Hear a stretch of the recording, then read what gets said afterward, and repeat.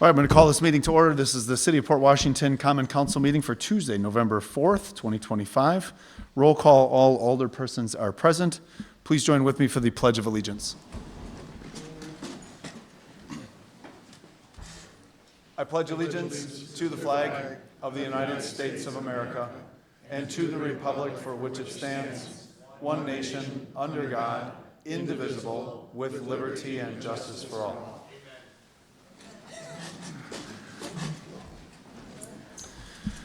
Okay, I'm going to be, if it's okay with the council, I'm going to move the mayor's business up to prior to public comments. At our last few meetings, there's been a conversation around power. At this time, I'd like to invite the representatives from We Energies to come to our podium tonight. One of the things that has been brought up repeatedly is the impact of Vantage's project on local energy rates. And We Energies was kind enough to meet with me last week, walk me through those impacts, and they are here tonight to share with us exactly how a project of this scope and scale is paid for, how it would impact or not impact us as residents, as a state, and make sure that we have clarity on that. Their presentation will be about 10 to 12 minutes, and then we'll have questions from council if they have any. So, gentlemen, I'll let you introduce yourselves, but again, on behalf of us, the city and our community residents and our neighbors here who are here tonight, really appreciate you coming in to clarify exactly how power energy works on a project of this scale. So welcome.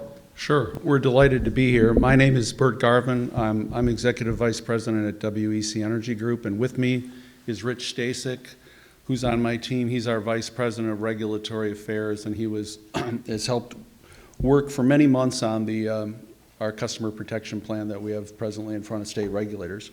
So I don't have the clicker, but I was going to go through a short slide deck. Okay. You go to the next page then.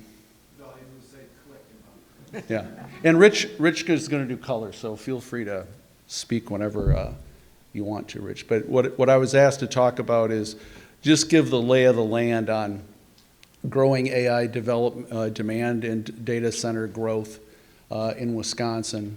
Also, it's not on here, but I'm going to provide a little background on the power industry, and then also talk about our efforts to work with the data centers to protect our other non-data center customers while accommodating growth. And that's what I mentioned is our customer protection plan. And in regulatory speak, it's our very large customer and bespoke resource tariff. Those are the proposals that are in front of the Public Service Commission of Wisconsin. Next slide. So what are we seeing here? I mean, it's not unique to Wisconsin. While Wisconsin is a hot spot for data center growth, you're seeing unprecedented investment in AI infrastructure across our state. Not just our utilities, there's a lot of, we have two utilities, We Energies and Wisconsin Public Service, and we serve about 3 million customers in the state. So nationally, industry sources project that the build out in the next 5 years is 80,000 to 100,000 megawatts of new power capacity. And this is the type of energy growth we have not seen in our state since the 1960s. For the last 15, 20 years, I've been with the company for 15 years, growth has been 0.5 to 1%. Now you're talking 6 to 7%. And these investments that are coming to communities like yours are going to deliver a lot of money to your schools, cities, and local entities. And it's affecting the way we do business and our vendors in terms of supply chain, tariff, equipment, permitting, and construction challenges. Next slide, I think Rich will go through a few of the next few slides. Some of the terms you'll hear we use throughout the course of the rest of the discussion, we just wanted to put in one spot. So real quick, kilowatt, you'll hear kilowatt, megawatt, gigawatt. So a kilowatt is 1,000 watts, a megawatt's 1,000 kilowatts, and then a gigawatt's 1,000 megawatts. Tariff, as Bert talked, was basically, it's a utility wonk term that basically means the rates that are approved by our regulator that we must charge all of our customers and bill them. A bespoke resource is what we're referring to when we talk about a power plant that's being built to specifically serve a specific customer's needs. Peaking facilities are those generation facilities that are used just during peak usage periods. Think coldest winter evenings, warmest summer afternoons. At most, those are going to run 20% of the time.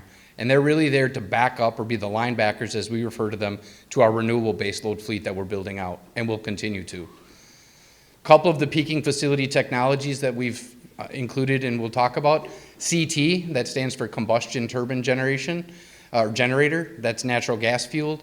And then RICE is a little bit smaller version of natural gas generation, stands for reciprocating internal combustion engine. Next slide, please. As you're aware, Advantage Data Centers is planning a major data center project here in Port Washington. It's going to bring with it $15+ billion of initial investment, 4,000 or more construction jobs, over 300 permanent jobs, and then 6,000 indirect jobs are estimated. Next slide, please.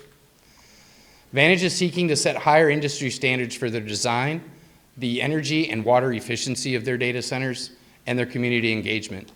This project will be entirely funded by Vantage and not taxpayers. Next slide, please. So as Bert talked about, our usage of electricity has changed since the 1960s to where we are today. So starting in the 60s, we had very high demand. Ultimately, we had some great technologies that made their way in, and it reduced energy usage or drastically reduced its impact or growth. Some of those technologies were just energy efficient lighting, going from your incandescents to your fluorescent or your LED bulbs, more efficient appliances, higher efficiency on building insulation, and then ultimately automation and smart thermostats. Now we flip to where we are today. We've got an adoption of electric vehicles, greater proliferation of electric appliances and space heating. We've got smart automated manufacturing that are large users of energy, as well as smartphones and cloud computing, and stepping into the next generation will be artificial intelligence. All those are significantly increasing electricity demand as we go forward. I'll talk a little bit about how are we going to meet this demand, because I can assure you we are in a position to execute our capital plan to serve these new customers. What we're really focused on is what we've done at We Energies for several years, which is an all of the above energy strategy.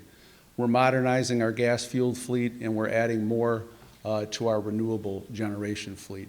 And you can just see over the next 5 years, we're significantly expanding our generation fleet. We're adding close to $12 billion in new renewable energy that will come online in the next few years that will deliver clean energy to the grid.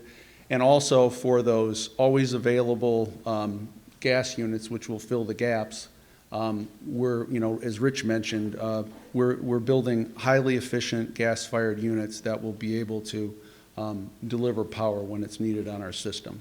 Next slide. This is what I was asked to present in terms of what energy market do we operate in today. What's MISO? MISO is a big regional grid. It's short for the Mid-Continent Independent System Operator. And they're an independent grid operator that manages the wholesale power markets across 15 states all the way down to Louisiana. And we are required, and have been for 20, 25 years as a matter of state law, to put all of our generation feeds into that wholesale market. We don't call our generation, they tell us when to run it to meet system needs in our zone. Next slide. This is a very busy slide, but it comes from MISO, and this just shows you the 4 building blocks of our industry. You have generation, the power plants. They're put up, the electrons and energy that's produced from those plants is then put on the interstate system for electrons, which is the transmission grid, and then ramps down the voltage to distribution to your community, and then the last part is the delivery actually to your home or business. So that's just a little background on how the market works. Okay, so Rich and I will talk about what we currently have pending in front of state regulators, which is our customer protection plan. Because whether I'm talking to public officials, neighbors, you name it, a lot of the discussion of this is great for Wisconsin, I don't want to pay for it. And we have worked with first Microsoft and now Vantage on a customer protection plan, which are 2 tariffs that are in front of state regulators that are up for approval. We filed them last April. We expect a decision before May of next year. And we really want to use this opportunity to walk through how we crafted those and what our plan is. Next slide. I want to talk this was a commercial discussion, but it was driven by these objectives. The number one I mentioned was fairness. We do want Vantage, in this case, to cover all the cost of service, including the power generation facilities we're going to need to construct to meet their load. No expenses for Vantage will be passed on to our other customers. The other key thing is reliability. As we develop this, we wanted to make sure that as we add all this generation, we will not sacrifice the existing reliability of our system. That was very important. And then when it says tandem approach, we really have, in order to be eligible for this tariff, it's essentially agreement or contract, you have to be over 500 megawatts, and Rich will walk you through that, and you have to commit to specific generation resources that will be needed to serve that customer, and they will subscribe to that as a condition of service. And the key point there is, as we build these renewable plants to serve Vantage, they will be paying 100% of those costs. And then the other key thing is transparency. A number of states, you see filings that it's all redacted. We are unique in that we've been very transparent on what we're trying to achieve with our data center customers and that process, because it's already public because it's at the Public Service Commission of Wisconsin. Both individual customers and customer groups like the Citizens Utility Board are part of that review process, and all customers can provide, anyone here can provide feedback to the commission on this. And they have the ultimate authority to approve, deny, or modify this proposal.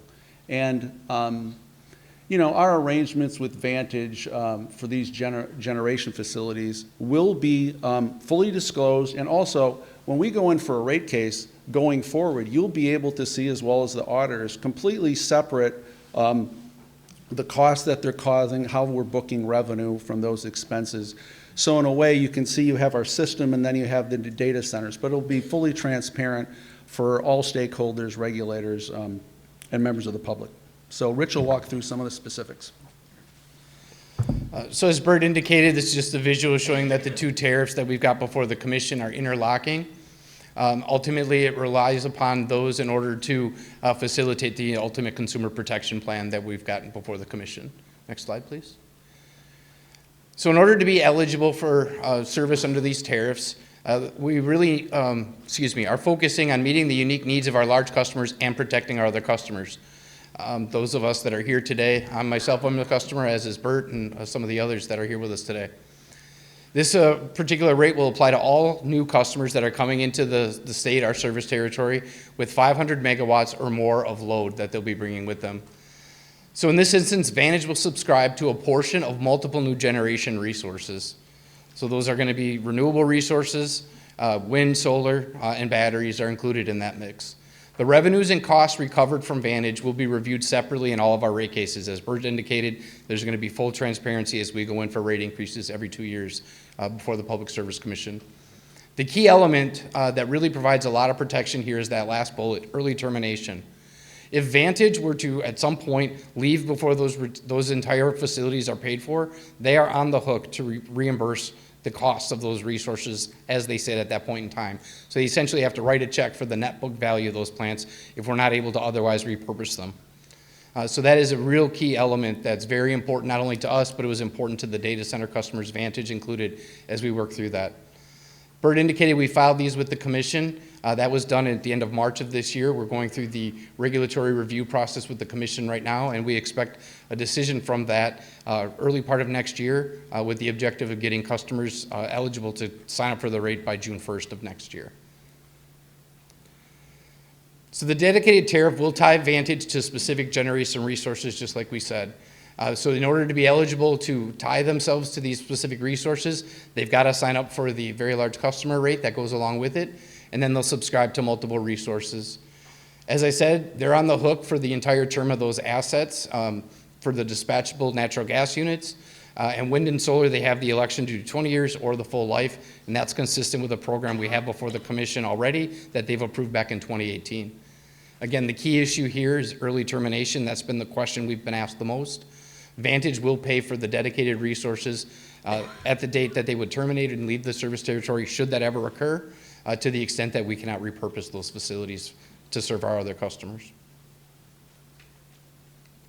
One of the other key elements as we're working through the process to get the tariff approved, as well as some of the underlying projects approved, we've put in place another agreement. It's called the Payment and Cancellation Agreement. Basically, it provides protections to all of our customers before those tariffs and the projects are approved. At the end of the day, the Vantage has to backstop and be responsible financially for any and all costs incurred by the projects prior to the Commission's approval, and in the event the Commission doesn't approve it, they are on the hook for those costs. It'll also require them to pay all the financing costs. So just like when you build a house, you take out a construction loan. It's very similar to that as we build power plants. There's financing costs that go with that. They are responsible through these PCAs that they have executed to cover those costs as well. So far to date, we've signed PCAs that guarantee $1.1 billion worth of generation facilities that will serve the Vantage Data Center. Thank you. All right. Council, any questions for clarification or wonderings?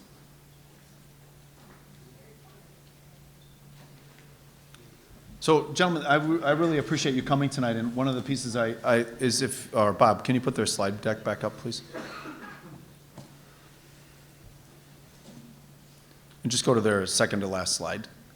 I think what's important, because we've heard a lot over the last few months and last few weeks that, you know, our rates are going to go up, that there's water usage issues. We addressed water last month. We are now addressing energy, and I think it's important for local citizens especially to recognize, and then our regional friends to recognize that Vantage is on the hook for the $1.2 billion in build-out, no matter what, and that by state statute and your own practices, the rate increase, there can be no rate increase as a result of the build-out in that time period, correct? Yeah, when we file a rate application, yes, it'll be, for purposes of state review, it will be kept separate. So if you have an overall 6% increase, and you look at this and say, well, 2% or 3% is for our non-data center, and the remainder will be for that. We'll be able to show the public, the regulators that regulate us, that that's what we're doing. And the data centers from Microsoft to Vantage we've all been very consistent that, you know, in our state, that needs to be transparent and shown to the public. And I think one of the big takeaways for me too when we met was that power is generated onto a grid that goes from Canada to Louisiana, that's just not a Wisconsin, you know, purchase piece. So there's redundancies in there and all the different ways they can purchase their renewable energy as well. Yeah, Mayor, the key thing though is part of this plan is it's important to have that type of capacity in the state so that, you know, you're in situations where you can meet the reliability of the system with local resources. We do import power, but our generation platform is to have that capacity, particularly the thermal units here. Yeah, thank you. So, sure. Any other wonderings, Jonathan? Or Alderman Plaitner?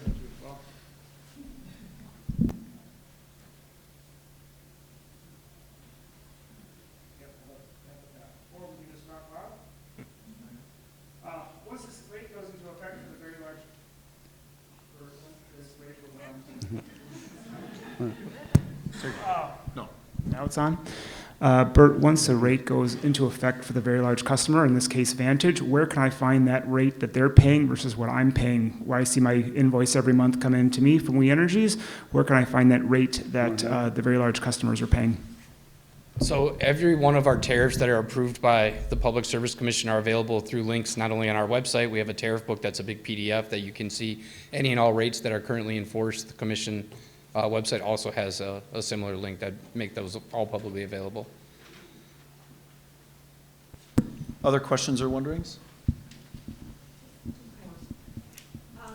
How will the increase of this substation that they're building and that they're paying for help the general customers, or will it at all? The two sides that are moved. We can't hear you. I know. We can't hear you back here. We can't hear you back here. Thank you. How will the grid that's being built for the data centers affect or assist the regular customers in the state? Or will it not affect it at all? No, it'll affect it in a positive way. I mean, when we designed this tariff, it's very clear on the distribution and generation charges that those will be clearly allocated to the data center. It's the same with transmission. However, it's like building the interstate, so that 25 years ago when I was younger and worked on the regulatory commission, we had one of the worst transmission systems in the continental United States that was identified by President Clinton's administration as the worst. So ATC was built or created by legislation to build up that system. And the more robust system you have, if the transmission grid is stronger in this part of the state, it increases your capability to import in power. It also keeps the price of the electrons lower if you don't have as many constraints. So I'm not an engineer, but it provides system benefits the stronger the transmission grid is that you've built up. Rich, I don't know if you had anything else you wanted to comment on, but again, as a non-engineer, as a layperson on that, that's my general response. Other questions or wonderings? Thank you for coming tonight. There are a lot of people who are concerned about the environmental impacts of the additional power production. So you're talking about that Vantage is going to be paying for renewables, and then you're going to also be adding some gas generation to make up what else is needed. Why not alternatives such as nuclear that's net zero carbon, or where are we looking to the future with power sources such as enhanced geothermal? Well, I can tell you, our generation planning team looks at all resources for a variety of reasons. In terms of nuclear, nuclear is a longer-term play in our business because, I've talked to officials and said, if you're interested in nuclear, just to buy the land, the early permit, and then the commercial license permit, you're at $600 million before you turn a spade of dirt. So it's a very expensive, multi-billion-dollar baseload resource, which as a country, you can read the trade press, there's a lot of discussions about it, but that's all, and we're looking at that. I think when it has to pencil out in terms of for the customer what makes sense. And a good example is the RICE units that Rich mentioned. Those used to be on the back of Carnival Cruise Lines, and they were diesel. Now we've deployed them in the UP. We've deployed them in different parts of our footprint. Highly efficient, use very little gas or very little water, and they're used as peaking resource. Very efficient, low-cost resource. So we really look at balancing, what do we want to do on emissions and what do we want to do on cost. So we look at any resource, but you're not building coal anymore. Nuclear takes a long time. So much like any other utilities in the upper Midwest, we're focusing on, renewables and natural gas. So that's our plan. I don't know if that's responsive, but that's how we plan the system. And again, it goes through. We don't decide that. We propose things to the regulators, and they do a lot of cost modeling on everything we propose. Every project goes through a year-long process to make sure it makes sense for our customers and our system. Thank you. Thank you. Thank you. Any other questions or clarifications? All right, just on behalf of the council and our community, I want to thank you both for coming, and I know you had a team that prepared this and prepped this. I also want to recognize you don't normally go into communities to go to council meetings to explain power, so I have one regret, and that's that we didn't bring you in April to kind of inform us of this, but we knew there was no costing to the city or our residents, but this has been great for you to bring that to us and make sure that we knew that. And then just finally, tariffs mean pay rates, correct? Not like how we hear tariffs in the news all the time. No, tariff is, under the way regulation work, a tariff is something of general application. You can't have an individual contract. So tariff is a regulatory term for an agreement. Like these tariffs, the only people eligible are very large customers. So all the terms and conditions of a normal contract are specified in the tariff. That's how traditional regulation works in our state. Excellent. Well, thank you both for coming Thank you tonight. for the time. Appreciate it. All right, that's going to move us into the next item under Mayor's business is just a reminder that tomorrow we have the Lighthouse ribbon cutting. We're very grateful for the work. Rob, I wanted to just publicly recognize you for the grant, the state of Wisconsin for giving us the $2+ million and the time that went into that. and fully restoring our lighthouse to its close as possible to its original state on her 95th birthday. So it looks like it's going to be strong winds and some waves tomorrow, but we're from Port Washington, so we will go out there and weather it, and we will open that up. So thank you very much for that. Okay, so with that, then we're going to move into public comments and appearances. Just a reminder to our guests tonight that we're going to go to 30 minutes with a maximum of 3 minutes during that conversation. And it is at our discretion to limit the amount of time. So if you could please line up, make sure to sign up, and then we can begin. As a reminder to just please make sure to allow people to speak without comment or interruption.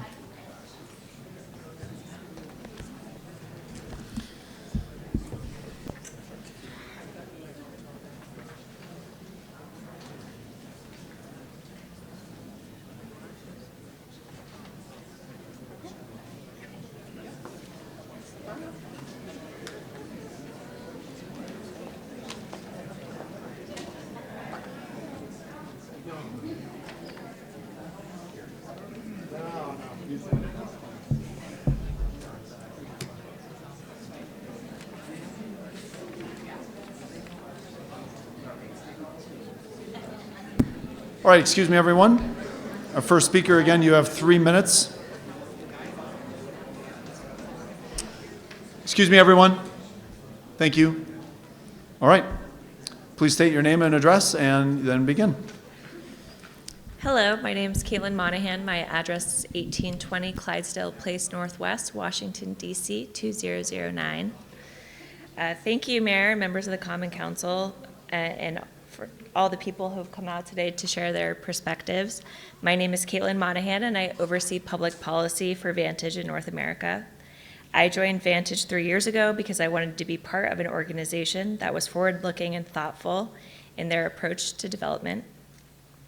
I've been with Vantage as we've built sites across the country, data centers that create good jobs and better connect communities to the technology of the future.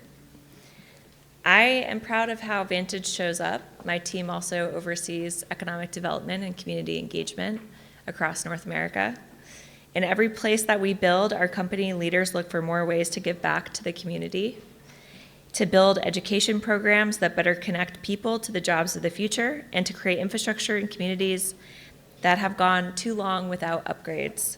And that is especially true here in Port Washington. I thank the mayor for your leadership and your commitment to education. We chose to build a data center here for several reasons. First, how much this community has sought out economic development. At a time when many Midwestern towns are facing dwindling economic opportunities, we were struck by how the City of Port Washington leaders wanted to be a part of building the future. There's also, as we heard from our partners at We Energies, available power and the ability for us to directly invest in renewable energy projects. We are bringing to the grid, in partnership with WEC, 2 gigawatts of projects. That's wind, solar, battery storage.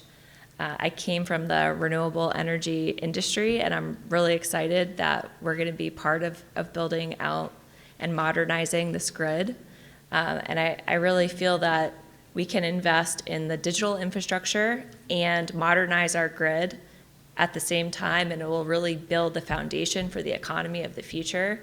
And Wisconsin can really be a part of that thanks to the leadership of the city. And also, we have workforce we can tap into. We will be creating 4,000 good union jobs in partnership with the Wisconsin Building Trades Council, and we'll hire local union talent to the fullest extent possible. Our project will create 1,000 full-time good paying jobs here in Port Washington, which can be really transformational for a city of this size. So Vantage will have over 300 direct full-time employees, and our customers will have another 700. I'm proud of the work that we've done, and I'm committed to ensuring that the data center will be good for Port Washington. I'd like to invite anyone who wants to be part of our project to our first job fair. Thank you.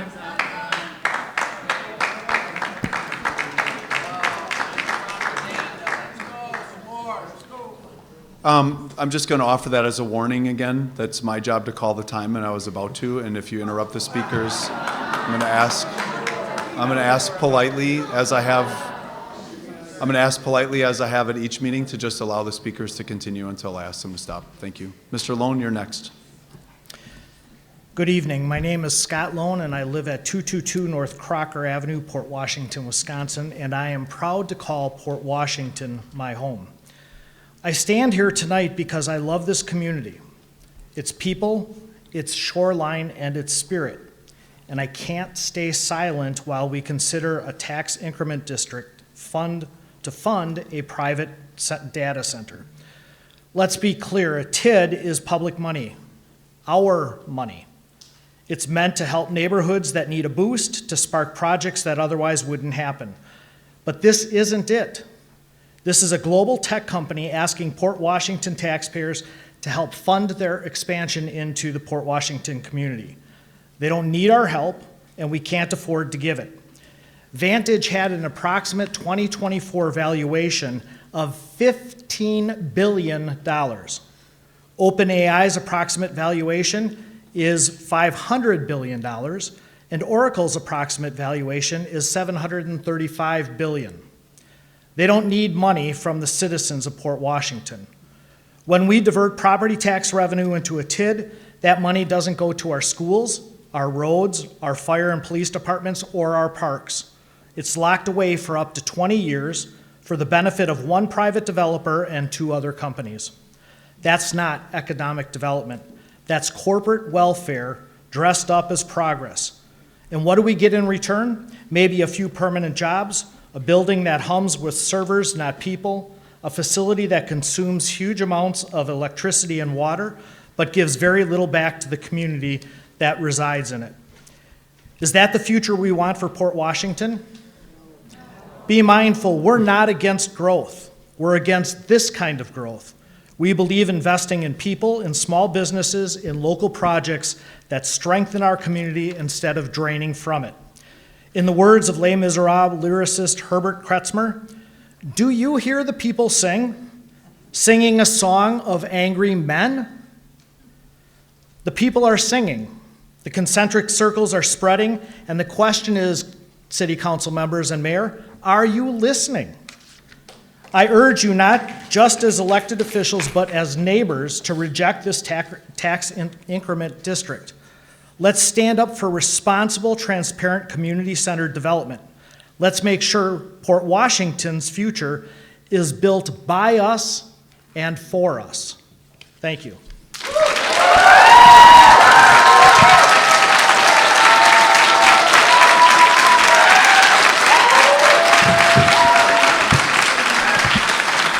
Please state your name and address. My name is Nick Havlick, 911 17th Avenue, Grafton, Wisconsin. I'm here tonight. I am a teacher at Port Washington High School Tech Ed Department, and I have had meetings with Vantage over numerous months here talking about opportunities for our children. My job as an educator is to place kids in careers, and with the opportunities that the jobs that could be created, this is a great advantage for our students. Now, I have pushed back to Vantage saying that their numbers need to come to fruition because I want our students working with local contractors, local HVAC companies, local electricians, plumbers, excavators, etc. And I will be the first one to call them out if they are not providing these opportunities for our kids.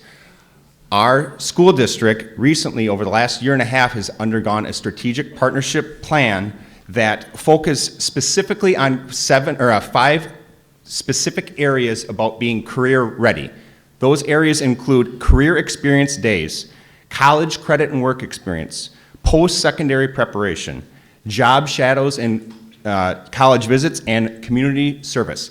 This is 5 of the 27 key performance indicators that our superintendent has put forward. I will tell you, I will hold in our conversations with them those 5 pillars key to our students' growth.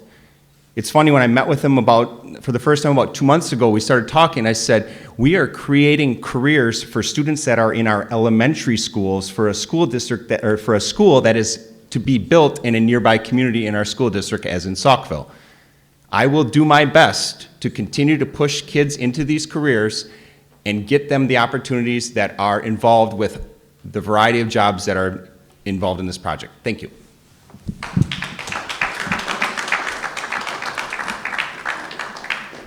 Thank you. Next speaker, name and address. Kathleen Katie Schilling, 10220 West Melvina, Wauwatosa. I'm the Executive Director of Ozaki Economic Development.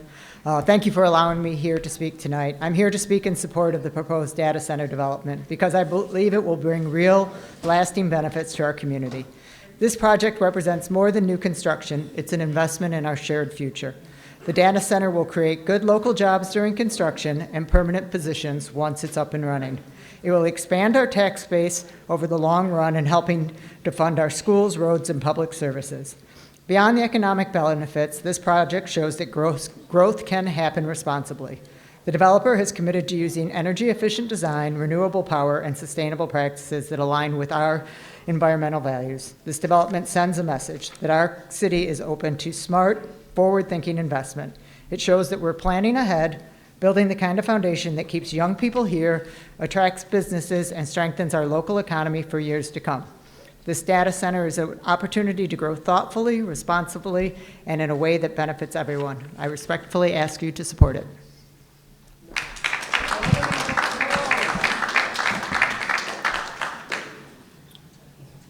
All right, next speaker, name and address, please. Good evening. My name is Sean Crane. Address is 12,000 West 4th Street, Wauwatosa, Wisconsin.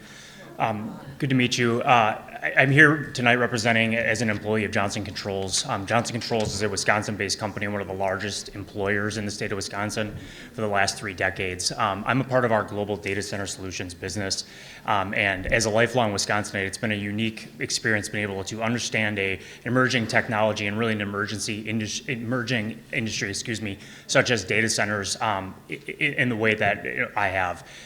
Data centers have taught us a lot in the development of innovation that these types of facilities require. From a OEM and a manufacturer standpoint, the requirements of these facilities are really pushing the capabilities of what products and services look like in a facility level.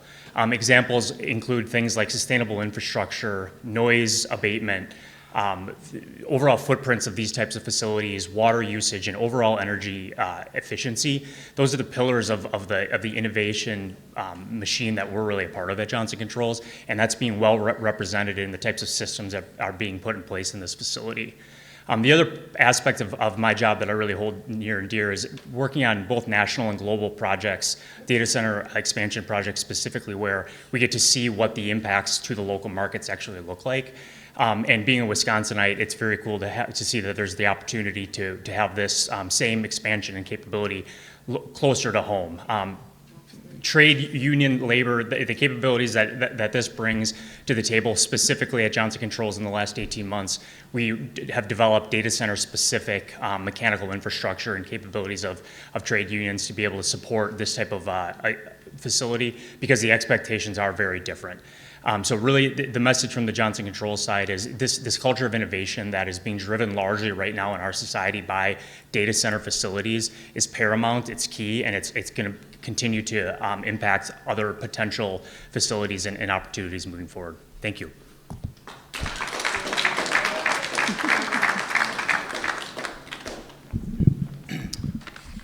Name and address, please. Jonathan Rizk, 1151 West Baldwin Court, Mequon. All of these companies that you see here tonight all believe that regular people can't see the collusion they're participating in to enrich themselves while we pay the cost of the resource extraction of our communities. They create the economic conditions that make us regular people struggle, and then they buy up land in our communities and lie about investing in us or promising jobs that will never materialize while they exploit us, our land, our lakes, and our energy. Those among us who want these jobs or good wages are not to blame for wanting better lives. All of us want that. The only people who are to blame are these billionaires, data center companies like Vantage, and compliant politicians who intentionally mislead us, telling us nothing can be done so that the detriments of these capital-intensive TIDs suddenly seem like gracious investments in Ozaki County. Vantage and the rest thought they could sneak this operation under our noses while using the legal minimum amount of press coverage they are forced to release by law as a shield for their manipulation and intent. They do not care about our communities. We care about our communities. And I encourage all of us to go knock on our doors and educate our neighbors on the available options, because these oligarchs want us to believe that nothing can be done, because they intend to demoralize us so that we resign to their extraction operation. This TID could last for 20 years, and much can happen in those years. And it begins with us reaching out to our neighbors and equipping them with the knowledge they need to free themselves from the demoralization these oligarchs have imposed on them, so that they have the courage to struggle alongside their neighbors to fight back against the corporate greed in our backyard.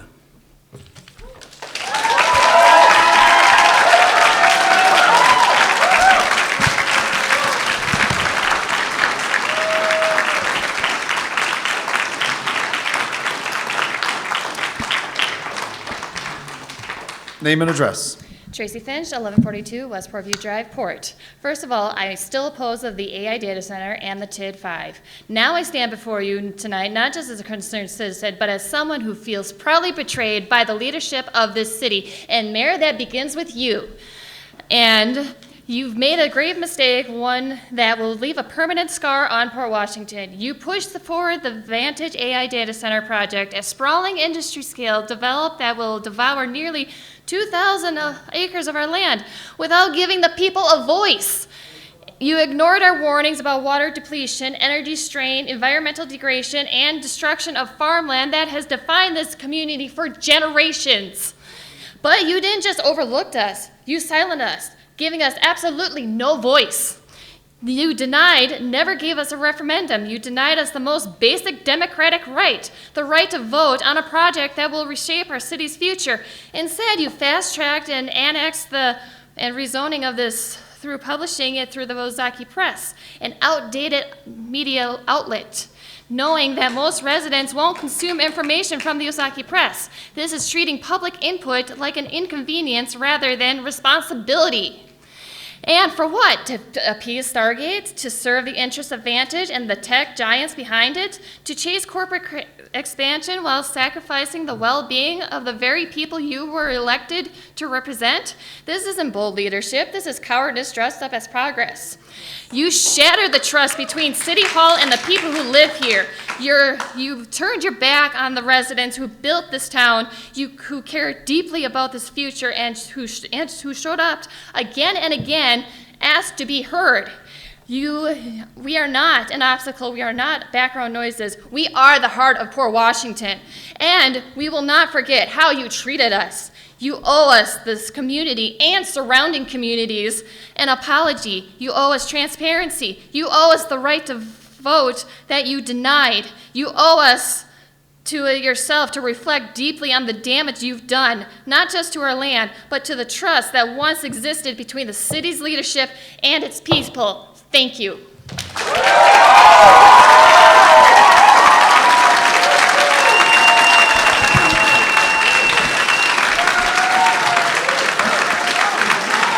Name and address. Tim Schillinger, W3689 Fredonia Cola Road, Fredonia. I'm actually here to talk about the Pier Street Development Project and the request to have it exceed the 35-foot height. My wife and I own the building just to the west, the office building just to the west of the proposed site. And so I'm just asking you to consider, as you make that decision about exceeding the proposed height, what precedent you're setting. And so that if in the future I want to come and build a building that's 5 stories high, will you allow that as this precedent that you may be setting? My request is that you do not grant that permit. I don't have a problem with the building. I think it'll be a beautiful building, that site. The other major concern I have is with parking.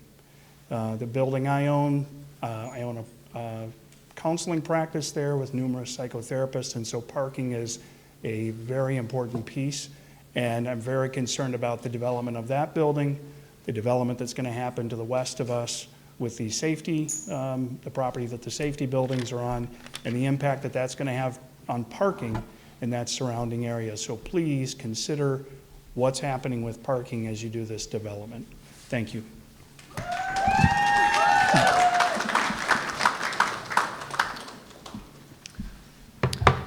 Joan Bostwick, 424 West Oakland Avenue, here in Port Washington.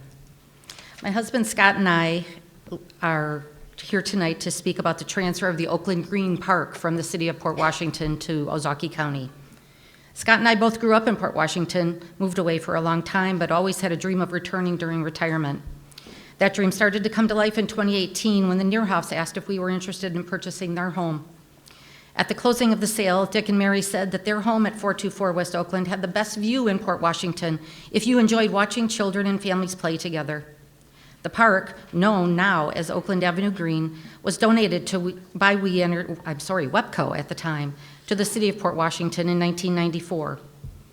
We finally moved into the home in summer of '22 and watched families having fun with sports like soccer, baseball, football. We saw prom photo sessions, graduation photos, kite flying, stargazing, people who left Port Washington and would come back and walk around their old stomping grounds, including the children of the Neerhoffs, who would come to see the bench that their parents had donated and the tree and the sign that they put up in their memory. The good times changed in late October of '22 when Scott was walking our dog in the park and spoke with two volunteers who were there checking birdhouses. One of them was a volunteer with volunteered that Ozaukee County was taking over the park and had plans to turn it into a native prairie. When she finished sharing the information, she commented, "Maybe I shouldn't have said anything." Scott was upset and called City Hall and was told by the person who answered the phone to connect with our Alderman Mike Gasper if it was city, or the County Parks Director Andrew Stark if it was county, but neither of them returned our many calls. Gasper finally did contact us in late spring of '23 after someone in City Hall finally had rattled his cage and said we had been trying to call. He claimed at that time to have no knowledge about the transfer of Oakland Green Park, and no one seemed to know the status. Our frustration hit a high point when the county truck showed up in June of '23 to spray chemicals on the grassy area to kill the vegetation.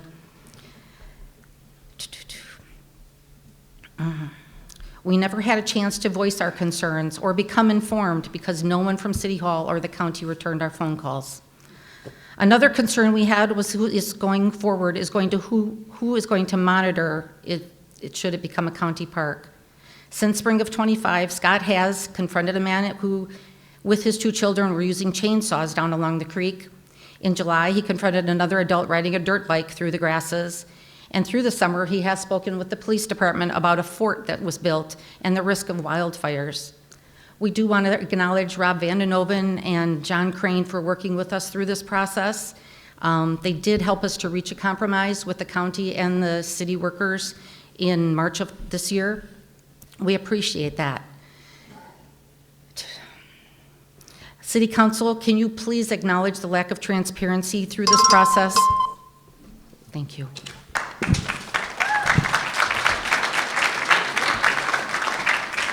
Thank you.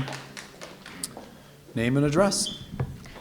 Hello, my name is Rebecca Grease. I live at 4834 West Wisconsin Avenue in Milwaukee, Wisconsin. I am the executive director of the Milwaukee 7. We're the regional economic development group that serves all of southeastern Wisconsin. That's the 7 counties that make up that region, including Ozaukee County. Our economy today is very different from the one our parents and grandparents were accustomed to.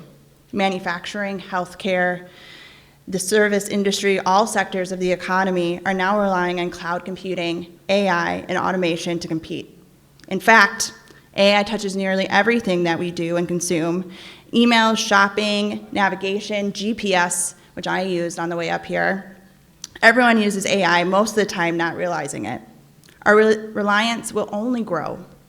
And leading tech companies like OpenAI, Oracle, Vantage are looking at southeastern Wisconsin as a place to facilitate innovation across sectors. The Lighthouse Campus, a $15 billion investment into our region, is more than just a data center. It's a step toward securing Wisconsin's place in today's AI economy.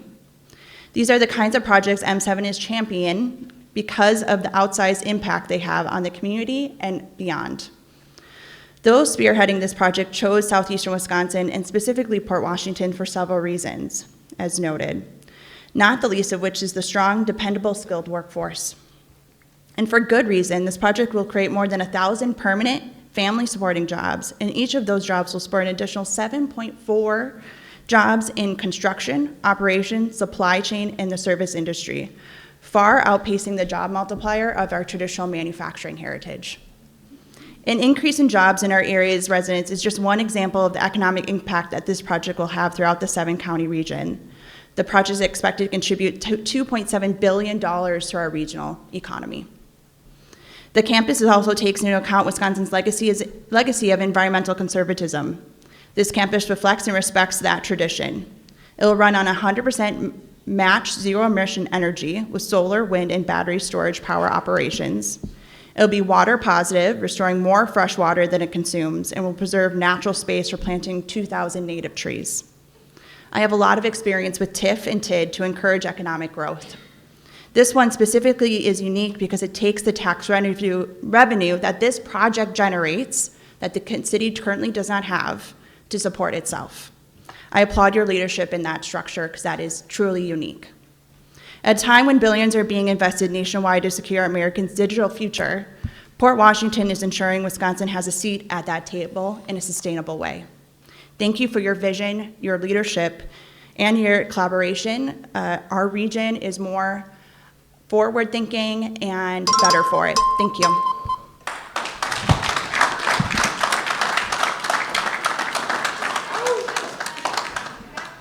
Next speaker, name and address. Kim Ray Nugent, W4986 Kohler Drive, Fredonia.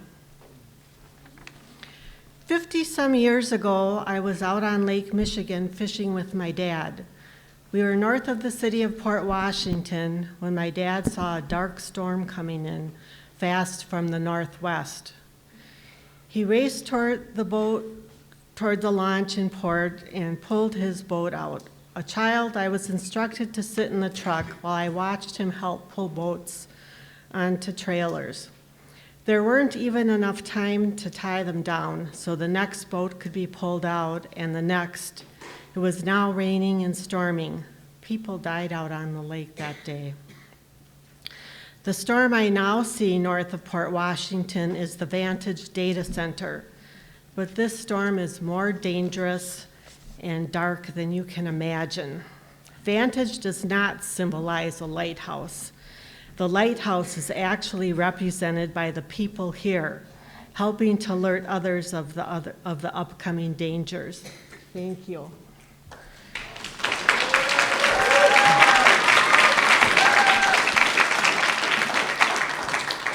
This has been a project of secrecy that has been in the works way before any of us were aware. I am curious if the land sellers and public officials were asked to sign NDAs to limit discussions beforehand, allowing citizens little time to act. Another secret recently released by Dale Kuyangan is the Vantage Data Center is being developed for OpenAI and Oracle as part of the Stargate project. The Stargate project is President Trump's initiative for several technology giants to invest in over $500 billion in artificial intelligence in data centers at U.S. locations over 4 years. I understand that artificial intelligence has the possibility of doing good things, but not in a haphazard way without thought of consequences. Think President Trump's Operation Warp Speed. The result, a COVID mRNA experimental vaccine that does nothing it promised to. An experimental vaccine that the Biden administration forced on many people if they wanted to keep their jobs, including the military. Thank you.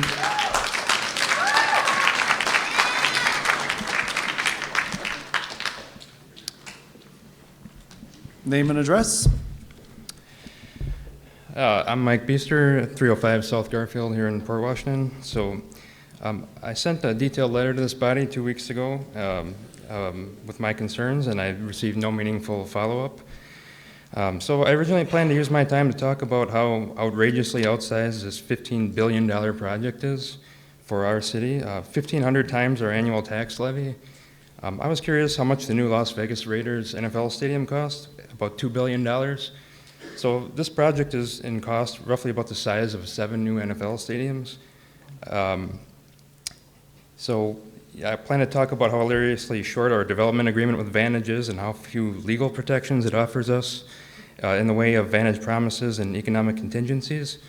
I plan to ask why we are paying significantly above market interest rates to this corporate juggernaut for the luxury of paying for their infrastructure for the next 2 decades. I plan to ask why you haven't held a town hall with city residents where they could interact with you a little less formally to better understand the TID or demand immediate action from the Public Service Commission on the We Energies proposal that we just heard about, which is right now just a proposal. Let's push that and make sure it happens, not just maybe it'll happen next May if we get to it. So it occurred to me that if any of these facts mattered to you guys, you could have taken the opportunity to engage with me or others with similar questions directly. And it seems like public service isn't on the menu for you guys, so I'll simply ask, do you guys have a conscience? Do you lose sleep at night thinking about your legacy and your impact on this community for future generations? When you first ran for office and swore an oath to be a voice for your constituents, did you ever imagine a scenario where you would bend to the whims of this corporation, absolutely unconcerned with their impact on our beautiful and historic community, while ignoring countless voices begging you to show some courage? I submit that courage is in short supply in this body, and that makes sense when you consider what has happened to some of the true public servants of the past who are willing to dissent with the groupthink demanded of all of you. And I yield my time.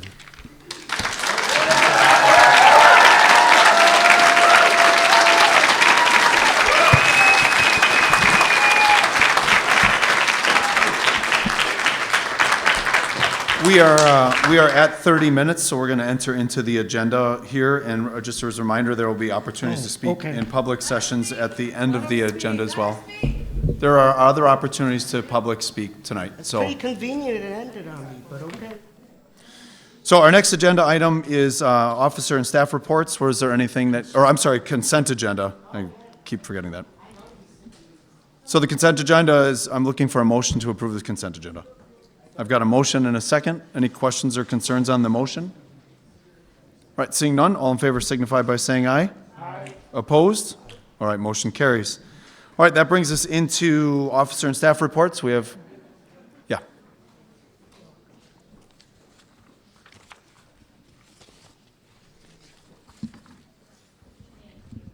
Council, is that good? Just wanted to let everyone know a few other updates that are going on in the city. Since you all are here, I thought I would share. We had a senior center event last week, and we had 50 people come to that and 10 new members. So they're doing really great things over there, so we invite you to get involved with the senior center. Also, the public safety building is on schedule. Those updates are on our website, as well as our department monthly updates of everything that's going on in the city. There's a lot of great things going on here. This week we have, like the mayor had mentioned, we have our lighthouse ribbon cutting tomorrow at 3 o'clock. And then also on Saturday, we have a Veterans War Memorial ceremony. That'll be in the morning, I think, or 10, 11, and that's on the website too. So we encourage you to get out for that and see that. Our budget is on the agenda later today. There has been no changes that have been made. We're finalizing the fee schedule, so that'll be here next in the next couple meetings. And otherwise, I have no other updates. Any questions? No, but I just wanted to, well, not for me. I just wanted to say thank you to John Crane, who's here tonight, and Mike Keller, a community volunteer, for the work at Veterans Park, that memorial being restored and then rejuvenated over the past few weeks and months, and that community effort to do so. So I'm grateful for that. We'll see you guys on November 8th for that as well. So thank you for bringing that up, Melissa. Thank you. Okay, that brings us into, any other questions from Melissa? I'm sorry. All right, that brings us into our first agenda item for the evening under city boards, commissions. Under Planning Commission, we're going to go into a public hearing here to consider a special exemption request from Pierce Street Development LLC to permit a proposed mixed-use apartment building at 115 East Pierce Street to exceed the 35-foot as-of-right height allowance in the B4 Business District. I'm going to call this hearing to order. Notice was given of this public hearing tonight at the Banquet Hall in the Holiday Inn Express Suites, and notice is further given that the subject of the hearing is to consider a special exemption request from Pier Street LLC to permit a proposed mixed-use apartment building at 115 East Pier Street to exceed the 35-foot as-of-right height allowance in the B4 Central Business District. At this time, and again, speakers on this public hearing, it must be relevant to the conversation on the public hearing, which is the height exemption. Is there anyone who'd like to speak in favor of that? Is there anyone who'd like to speak in favor of the height exemption? Okay. Is there anyone who'd like to speak against the height exemption? Please line up there and then again say your name and address. Hello, my name is Kathleen McCormick. I live at 208 Antoine Drive here in Port Washington. So I'm here to comment on the proposed Pier Street development. I disagree with exceeding the height allowance. I've seen the drawings of the proposed building, and it towers over the existing structures in an almost comical manner.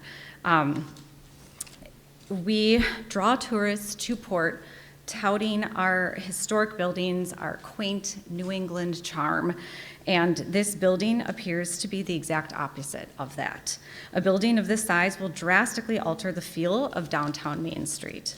Please understand that I am not against a building on that site. I just think it would be a mistake to allow the height restriction to be exceeded. And as echoed by the other gentleman that spoke, it will only set a precedent for other buildings that will go into downtown.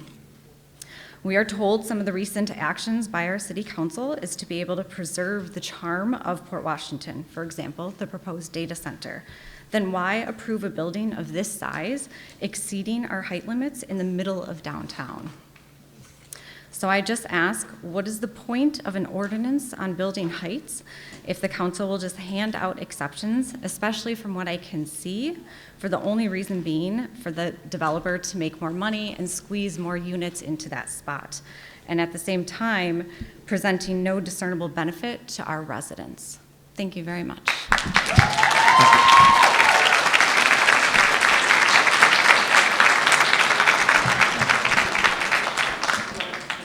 Lynn Cosentine, 217 West Jackson in Port. I pretty much want to echo what the other two speakers have said. I was thinking the other day, well, what advantage to the people of Port Washington is it to grant the exemption, the height exemption? I couldn't think of a single advantage to the people of the city of Port Washington to do it. I think it would help the developer, but I couldn't think of a single thing that would make Port better if we grant the exemption. I think 35 feet is very reasonable for residential construction. If it goes higher than 35 feet, then if we have residential construction where the old police and fire station are now, that might have to go even higher for those people to have a view of the lake. And then we just escalate heights, literally escalate heights as we go. You drive through Cedarburg and all you see are signs saying stop overdevelopment in Cedarburg. And I think we've kind of reached that point for the downtown in Port where we have to be very, very careful. It has to be something super special if we're going to give a height exemption. We have the 35-foot standard for a good reason. Thanks.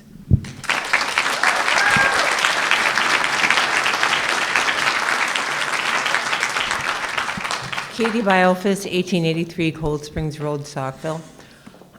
I was surprised because I thought that, Mayor Ted, that in an article in the press that you said that that is the one thing that you would stick to is the height requirement for that building. And now you are talking that you will extend that. I swear I read that in the paper. And also I believe that you guys are interested in giving this woman TIF money to develop this building downtown. That's kind of, why would anybody need TIF to develop a building downtown?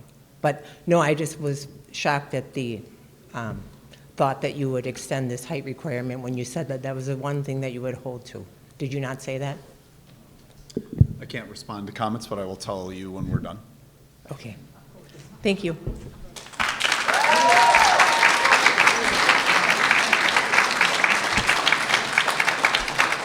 All right, seeing no more public comments on this, I'm going to close this public hearing, and that brings us into the next agenda item, which is a special exemption consideration and possible action on a special exemption request from Pier Street Development LLC to a permit to a proposed mixed-use apartment building at 115 East Pier Street to exceed the 35-foot as-of-right height allowance in the B4 Central Business District. The issue is the Common Council is being asked to approve a special exemption from the B4 Central Business District as of right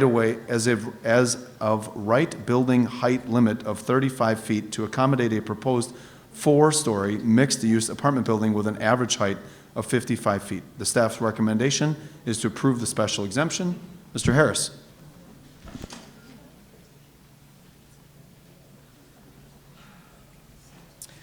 All right, thank you, Mr. Mayor. And what I usually do with these types of height exceptions for downtown, I give a little tutorial of what exactly that means. Is it a special exception? Is it a variance? So I'll go into that in just a second. It's not the greatest view, but in your packet, you see the subject site. It is currently a private parking lot. The parking lot is for the historic Borner building on Franklin Street.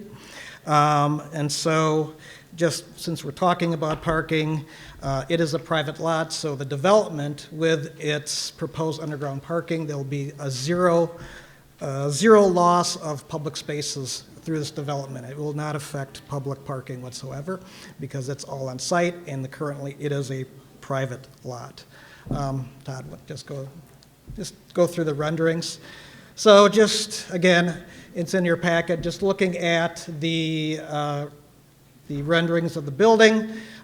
This was gone before the Design Review Board and Plan Commission for the building and site plan. Both the building and site plan, it was unanimously recommended by the Design Review Board and recommended to the council, at least for the height, but also the building and site plan was approved. Todd, one more. Just to get an idea of kind of the materials, the jogs and setbacks to the building to break up the mass along the corridors, and the building itself. The building height is 55 feet. It's 52 feet if you don't count the decorative parapets that are also the screening elements for that. So to give you an example of 52 feet, that's about 2 feet taller, 24 inches taller than the Borner building.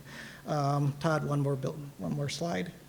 And then just looking at the Pier Street corridor, and that's the north side of the building, and it's broken up by the 4 base walk-up units and then the 3 stories above that. So let me get into what exactly this special exception means, at least for when it comes to B4 Heights downtown. While a special exception in our zoning code, it usually acts as a sort of a variance, a deviation from a given zoning standard. In this case, it's used as a process mainly for just reviewing buildings, structures, additions for anything over 35 feet. So it just establish anything that's taller, it acts as a catch-all, and to give both the Plan Commission and the Council just another slower review of anything proposed downtown over 35 feet. 35 feet, it's a by right, it's not a maximum. In fact, there is no maximum height in downtown zoning as it exists today. It was just, in fact, most of the stock in downtown, the average building height is about 45, 46 feet. So this building would be probably, less than 10 feet taller than the average. So this special exception, you're not granting an exception, you're not granting a variance. It was created just to add another level of review for downtown. And it was really, frankly, set up to prevent another lighthouse condo situation.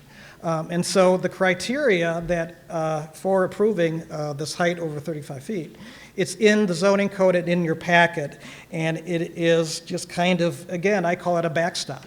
You're not going over a maximum of 35 feet. You're merely reviewing this on a case-to-case basis, so prevents a hasty review and approval. So in the end, the charge for the council tonight is you're not exactly granting an exception, but rather you're reviewing and you're either affirming or you're disagreeing with the recommendations from staff, from the Design Review Board, and the Plan Commission, again, based on those criteria in your pocket. So, as I noted earlier, the building is 55 feet, and that is due primarily to the slope on the site. It's a kind of I've said it before, it's a weirdo site with the grade changes. And the building itself is really 52 feet if you don't count those parapets that are screening elements. And when we had our discussions about the upcoming rezoning rewrite for the city, screening of elements on the roof was a priority. And that's what those parapets will be doing, and I expect that will be carried over into the new zoning rewrite for downtown. Admittedly, as I usually am for anything downtown, I think we all are. But admittedly, I was concerned about the building height and trying to get the spirit of an intent of an original discussion where we had a 50-foot height for this area. And I did work with the applicants from the outset and pushed for that 48 feet. But as we moved along in the process, and I learned more about the dictates by that slope on the site, the need for certain ceiling heights, and that slide shown in your packet, and really the realities of underground parking and the related unit counts. Again, this is going to be a zero reduction of public parking. My reservations on this really lessened, and it lessened even more when I saw the breakup and the massing and the setbacks of the site, and just the overall quality of the design and the materials. And again, getting back to that 40-foot height, that was never, it was a proposed, never settled. In fact, during that discussion, I did receive some concerns about that 48 feet. It was too inflexible, or maybe would not allow certain building heights. Certainly, that would include a multifamily of this type, which there is a significant need for. Data center or no data center, we're looking at less than 2% vacancy for multifamily apartment buildings. So I would argue that this was actually a good beta test at 48 feet that was, again, just kind of proposed but not settled. I would argue that this is a good beta test for this particular site. It's got the challenging slopes. There is the requirement for on-site parking. We saw the concern about parking, the question about parking, and so that's part of the equation. So dealing with those averaging grade, those grades, the required underground parking, and so it is a trade-off. However, I would say that looking at the zoning rewrite coming up, and as you know, our consultants are looking at that probably in the coming month. They're looking at probably a 53. This is in the range of what will probably be recommended as a building height on this block. I know there were concerns about if we approved a building height of what's being proposed here, that would open it up for the rest of downtown. That's not the case. In fact, we're going to stick to the priority that we had at Plan Commission, the mayor and the Plan Commission was pursuing, where we have the smaller heights, smaller elevations near the water, and it slowly ramps up going east. For example, there's probably a proposal on the south side of Washington because that view corridor is a more orientation of southeast, and so we will probably see a lower building height to the south. So I have no concern about establishing a new height limit with a development because, again, we're looking at a block-to-block basis. It's not going to be one big Euclidean overlay zone with a standard height. And I just want to say that to that end, given the points that I raised here, the recommended height, it falls into what's being proposed, what's being reviewed. And I would concur with the Design Review Board. I would concur with the Plan Commission to approve the height as presented, as it meets the zoning code criteria for approval, as spelled out in your packet. And with that, I do have the applicant team is here for any questions you may have for the building. Would you guys like to step up there? Very, very good work, including Euclidean. Little geometry reference there, Robert. That's good work. Oh, that's a town in Ohio, not Euclid. Well, geography and geometry. All right, welcome. Thank you. Thank you. Good evening, council members. Thank you for the opportunity to speak tonight. If you've watched any of the prior approvals I've received from Plan Commission related to this development, you may know that I don't typically read from prepared remarks.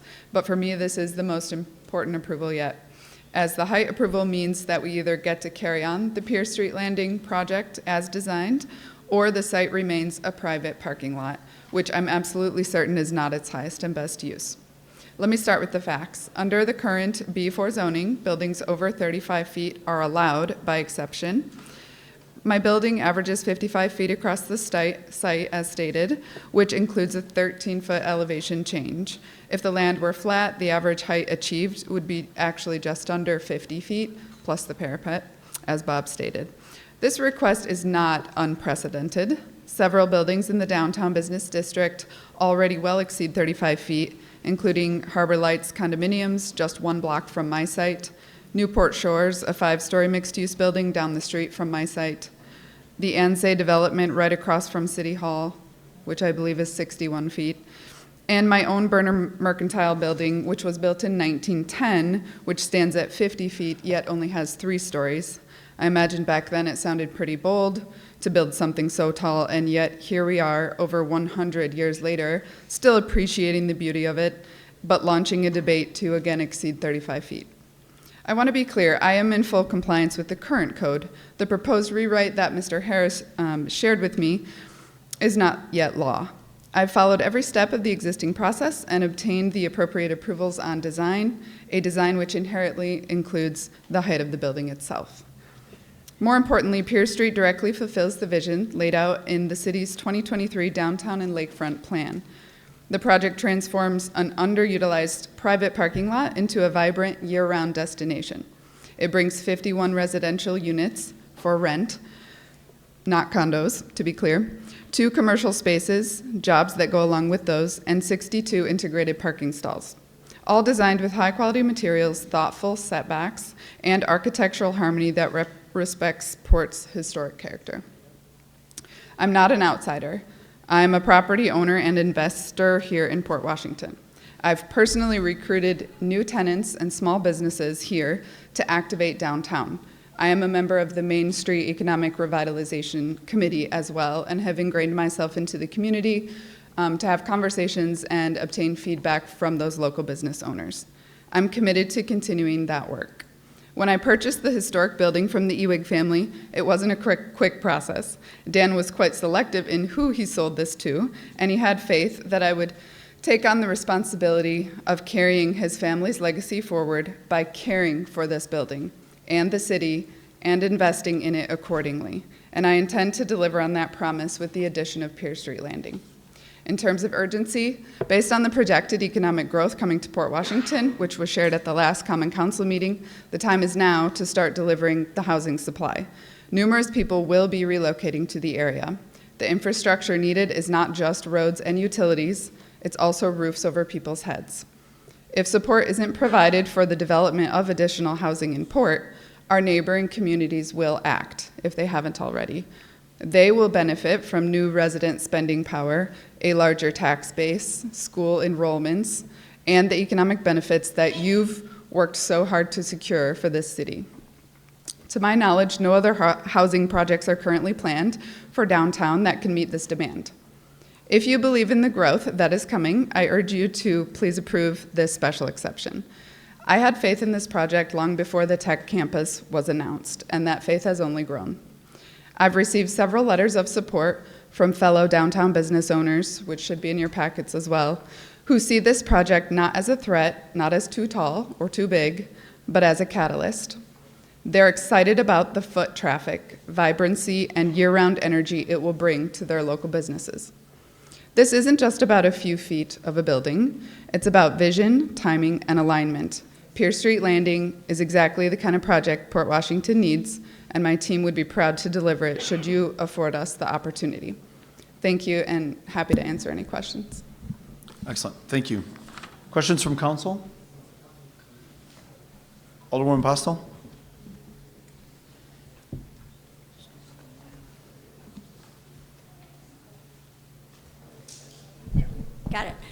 These questions are more for Bob.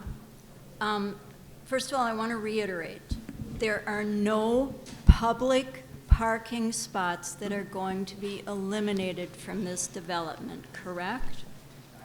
That's correct. All right. It's Haley's lot. Okay. It's Now- a private lot for her building on Franklin. Okay. So the 35-foot limit is not a limit, it's just a trigger for further review, correct? Correct. That was the intent of setting it up. All right. And at this point, there are no ordinances, no laws on the city books that say that we cannot have a development downtown at this height, correct? That's correct. Other questions? Mr. Gasper? Sure. Not really a question, more of a comment. Since I've been on the Common Council, I really did not like the 35-foot limit here and that we allow stuff significantly larger. And it's really up to the Common Council to go on a site-by-site, project-by-project basis and make that decision. And that's for a couple reasons. One, the Common Council has never said no to anyone who's asked for to go higher than 35 feet, since it's been on the books in that way. And second, it's kind of unfair to developers when they come and start planning something and they have to come up with an idea, this is what we want to do, but now have to kind of wonder, is the council going to approve this?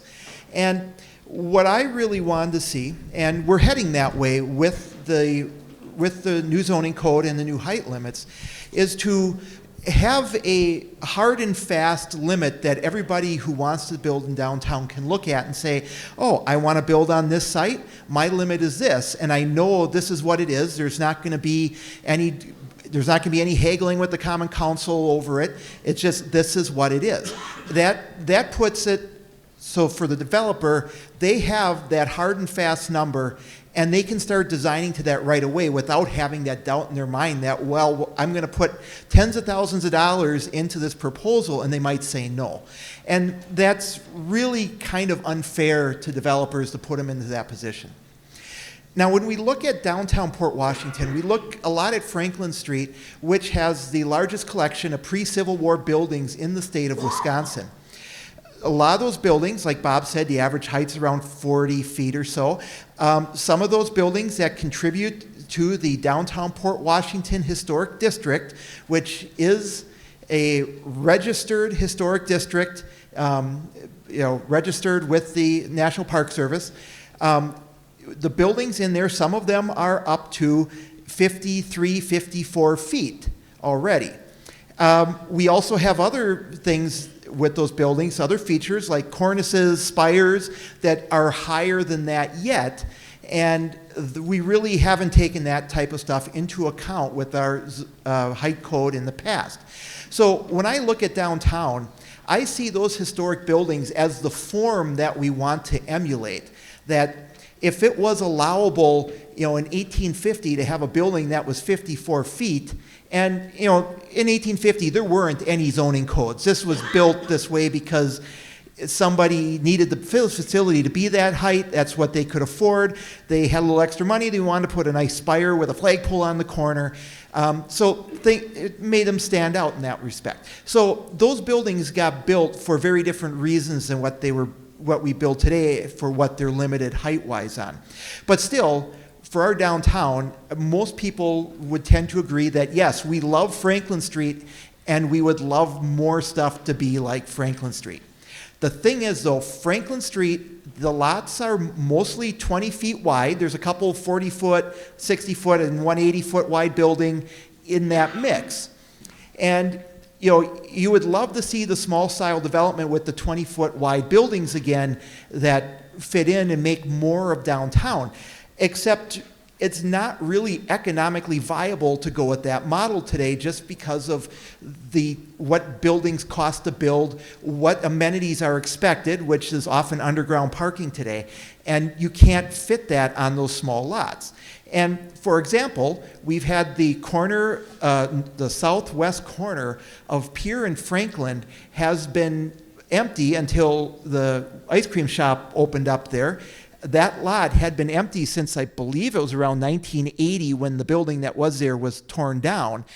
And nobody has ever developed on that site because it is really hard to do an economically viable building on those smaller lots. So height-wise, this building is in line with the maximums that would fit in with our historic downtown. It is slightly up a hill, which does make it appear a little bit taller in that respect. But still, it is in line with the other heights up and down Franklin Street. It is a large building, and I know I would love to see several 20-foot wide buildings here instead of one 240-foot wide building.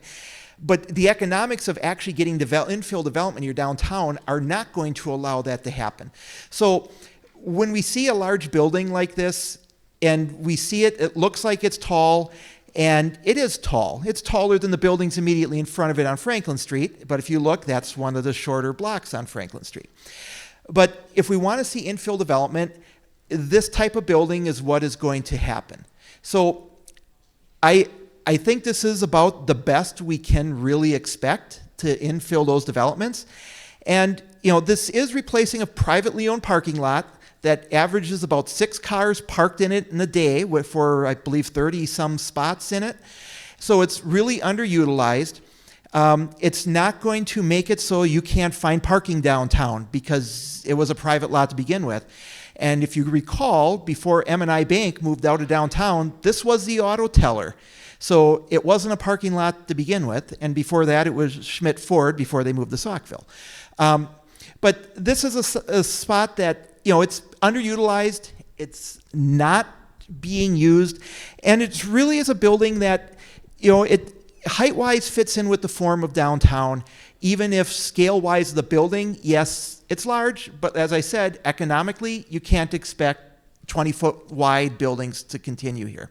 So in that case, I am good with the height of this building, and I'd like to make sure then that our updated zoning code, which is going to have updated heights, that this building, yes, is a test case for it, and we make sure that this is fitting in with what we're proposing yet. And to me, it looks like it does. Other questions or comments? Mr. Tierney? Turn it up. Bob, I'm a little overwhelmed by Mike there, but to go back, just a quick question. So when we look at this, where we're at on this that you passed out today, on the proposed heights, that it looks like, so this would be within those heights that are proposed for that area?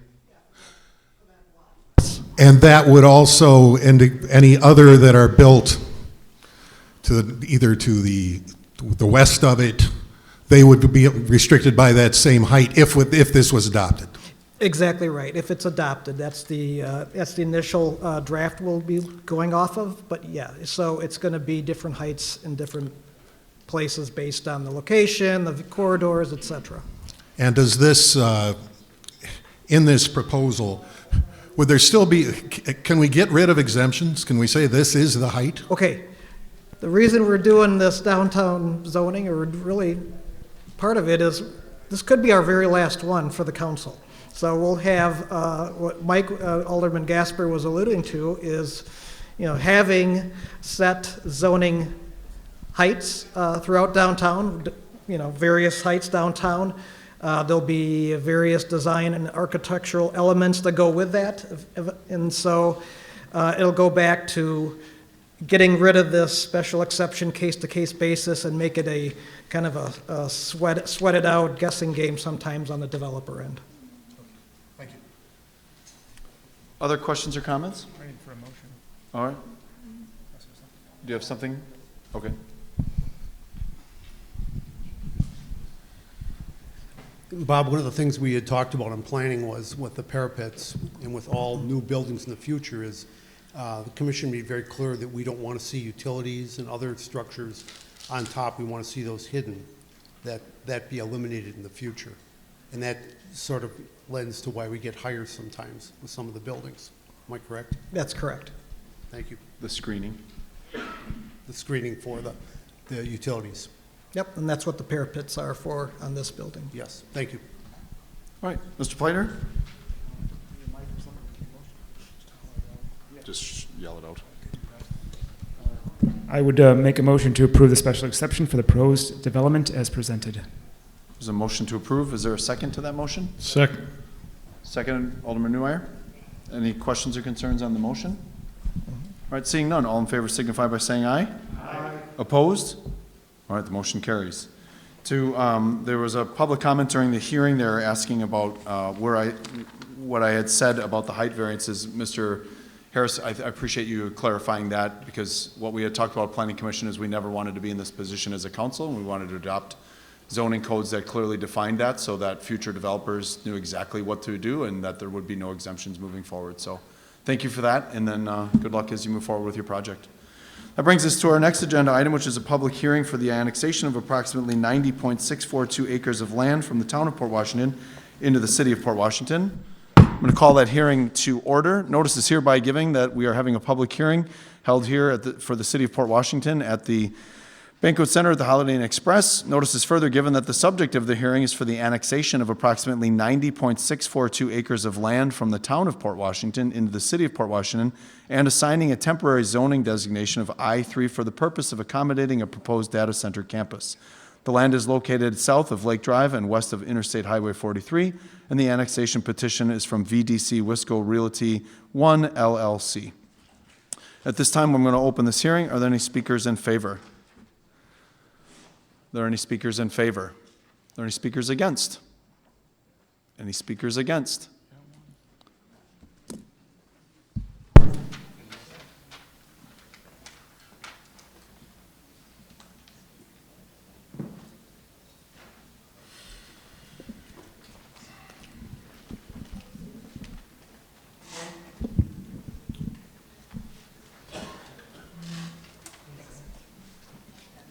Just as a reminder that this is to be relevant to the annexation. Thank you. I'll keep it relevant to the annexation. Thank you. My name is Samantha Dukas. I am a resident of Wisconsin. I would like to speak about this annexation. We've seen... I'm sorry, name and address, please. Oh, sorry. Samantha Dukas, 1129 North Marshall Street, Milwaukee, Wisconsin, 53202. Thank you. I would like to speak about the annexation. I've been growing concerned about the sprawling scale of this project, as has been addressed by numerous other speakers tonight. And I want to speak to it specifically because we've also seen data center plans in Sheboygan, which is not so far removed from this land. I know you're going to ask me to just keep it on the annexation of this land. But I want to address the larger... It needs to be about us. It's not Sheboygan or the state of Wisconsin. It needs to be about this 90 acres. We have a larger context here. We have been clear that this data center is very sprawling. It's materializing now as we put together these pieces that this data center campus will likely sprawl further and further the more land is annexed by the city. The more land that's annexed by the city hooks into the city's infrastructure, as we've talked about, that the TID would provide for, and the more sprawling this gets, it could easily sprawl just beyond the city of Port Washington upward. Data centers like this, these hyperscale projects, they don't end at one spot. I know it's a phased project, like you've mentioned. We could see multiple other phases as development persists. We need to be hyper concerned about this, and we need to be transparent. I understand that the mayor believes this is a localized issue, and his concern is exclusively with Port Washington. I respect that, but we, the citizens of Wisconsin, need to be concerned extremely broadly with how sprawling these things become. That is all I wanted to say about the annexation of the land.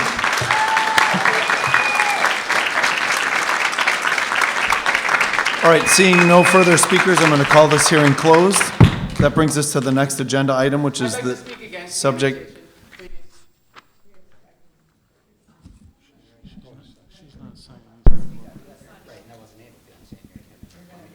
All right, sir, why don't you speak and then you can sign up afterwards, just so we can continue.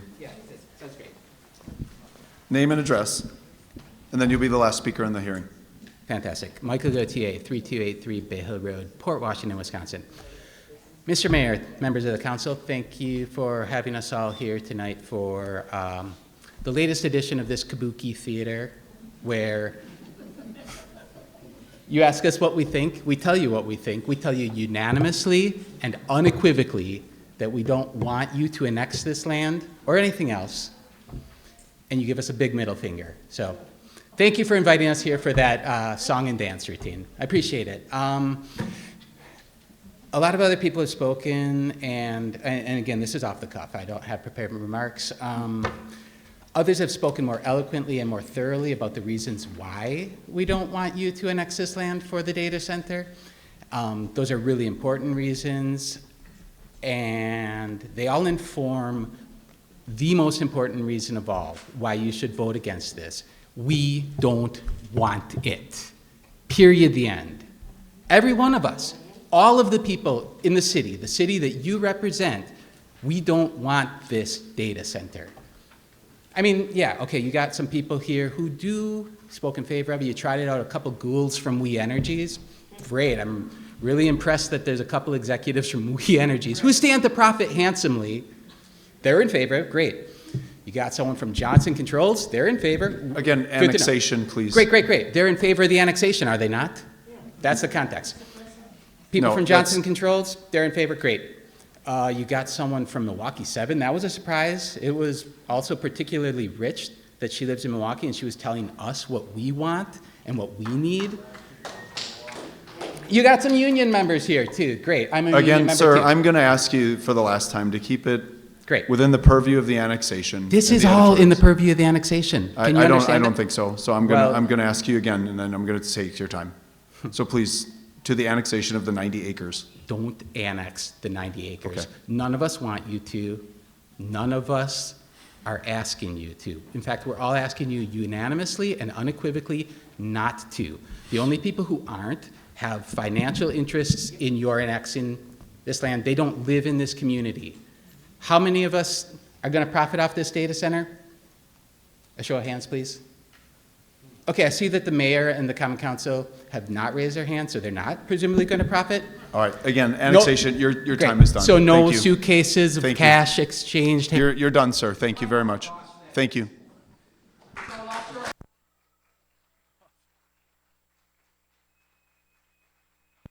All right, that brings us to the next agenda item, to the annexation. Consideration and public and possible action on ordinance 2025-28, a petition to annex 90.64 acres from the town of Port Washington to the city of Port Washington and assigning a temporary zoning recommendation of I-3, generally located south of Lake Drive and west of Interstate 43. VDC Wisco Realty Investments LLC is the applicant. This is the second reading, so action may be taken. The issue is the applicant requested that the Common Council consider an annexation petition by unanimous approval as per Wisconsin State Statute 66.02172, seeking annexation into the city with a temporary zoning designation of I-3 Technology Campus District, and the staff recommendation is to approve. Sam? Mr. Mayor, Alders, the 90.642 acre site comprises multiple tracts of land situated in the town of Port Washington. Primary uses of the properties are ag, and there are 2 electors within the site. The town agreed not to contest the city's annexation of this land per development agreement that the city and the town approved earlier in 2025. The lands contained within the petition relate to the development agreement between the city of Port Washington and Vantage Data Centers Management Company, LLC. The recommended motion is I move to approve ordinance 2025-28. Issues regarding the annexation include the council considering this and the temporary zoning. The city staff recommend assigning a temporary zoning designation of I-3 Technology Campus District, and the Wisconsin Department of Administration determined the petition was in the public interest. The Southeast Wisconsin Regional Planning Commission approved a sanitary sewer service amendment for lands generally located south of Lake Drive on September 10th. Final consideration by the Wisconsin Department of Natural Resources will happen in the next couple of months. City staff and its consulting engineers are currently preparing information to update the boundary for the lands north of Lake Drive in 2026.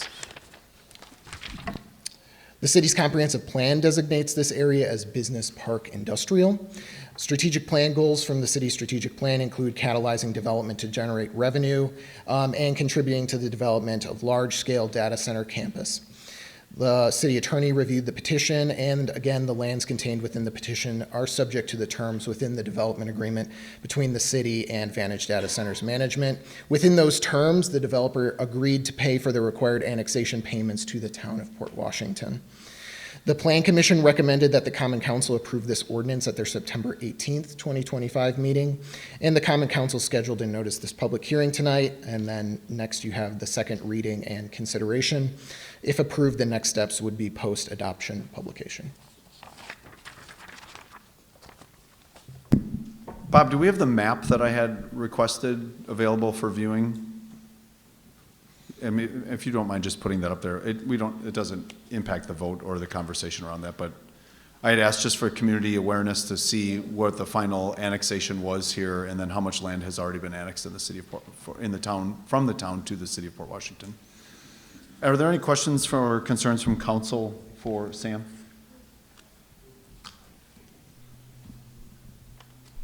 No? Okay.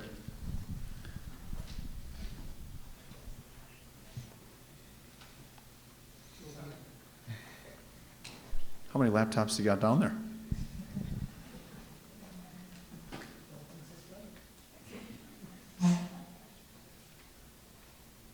So while Bob's pulling this up, I had asked the team to pull together to show of the 1,900 acres that was purchased in the past year and a half, how much of that land has been annexed, just so that there's an awareness or a keen awareness of where we are in that process.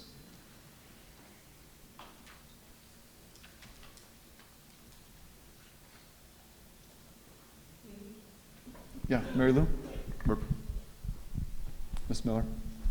The tract of land that you're asking to be annexed, is that a continuous, do they all meet, or is it plotted out in separate sections? This tract of land that Vantage requested the annexation for is generally in the center of the project site.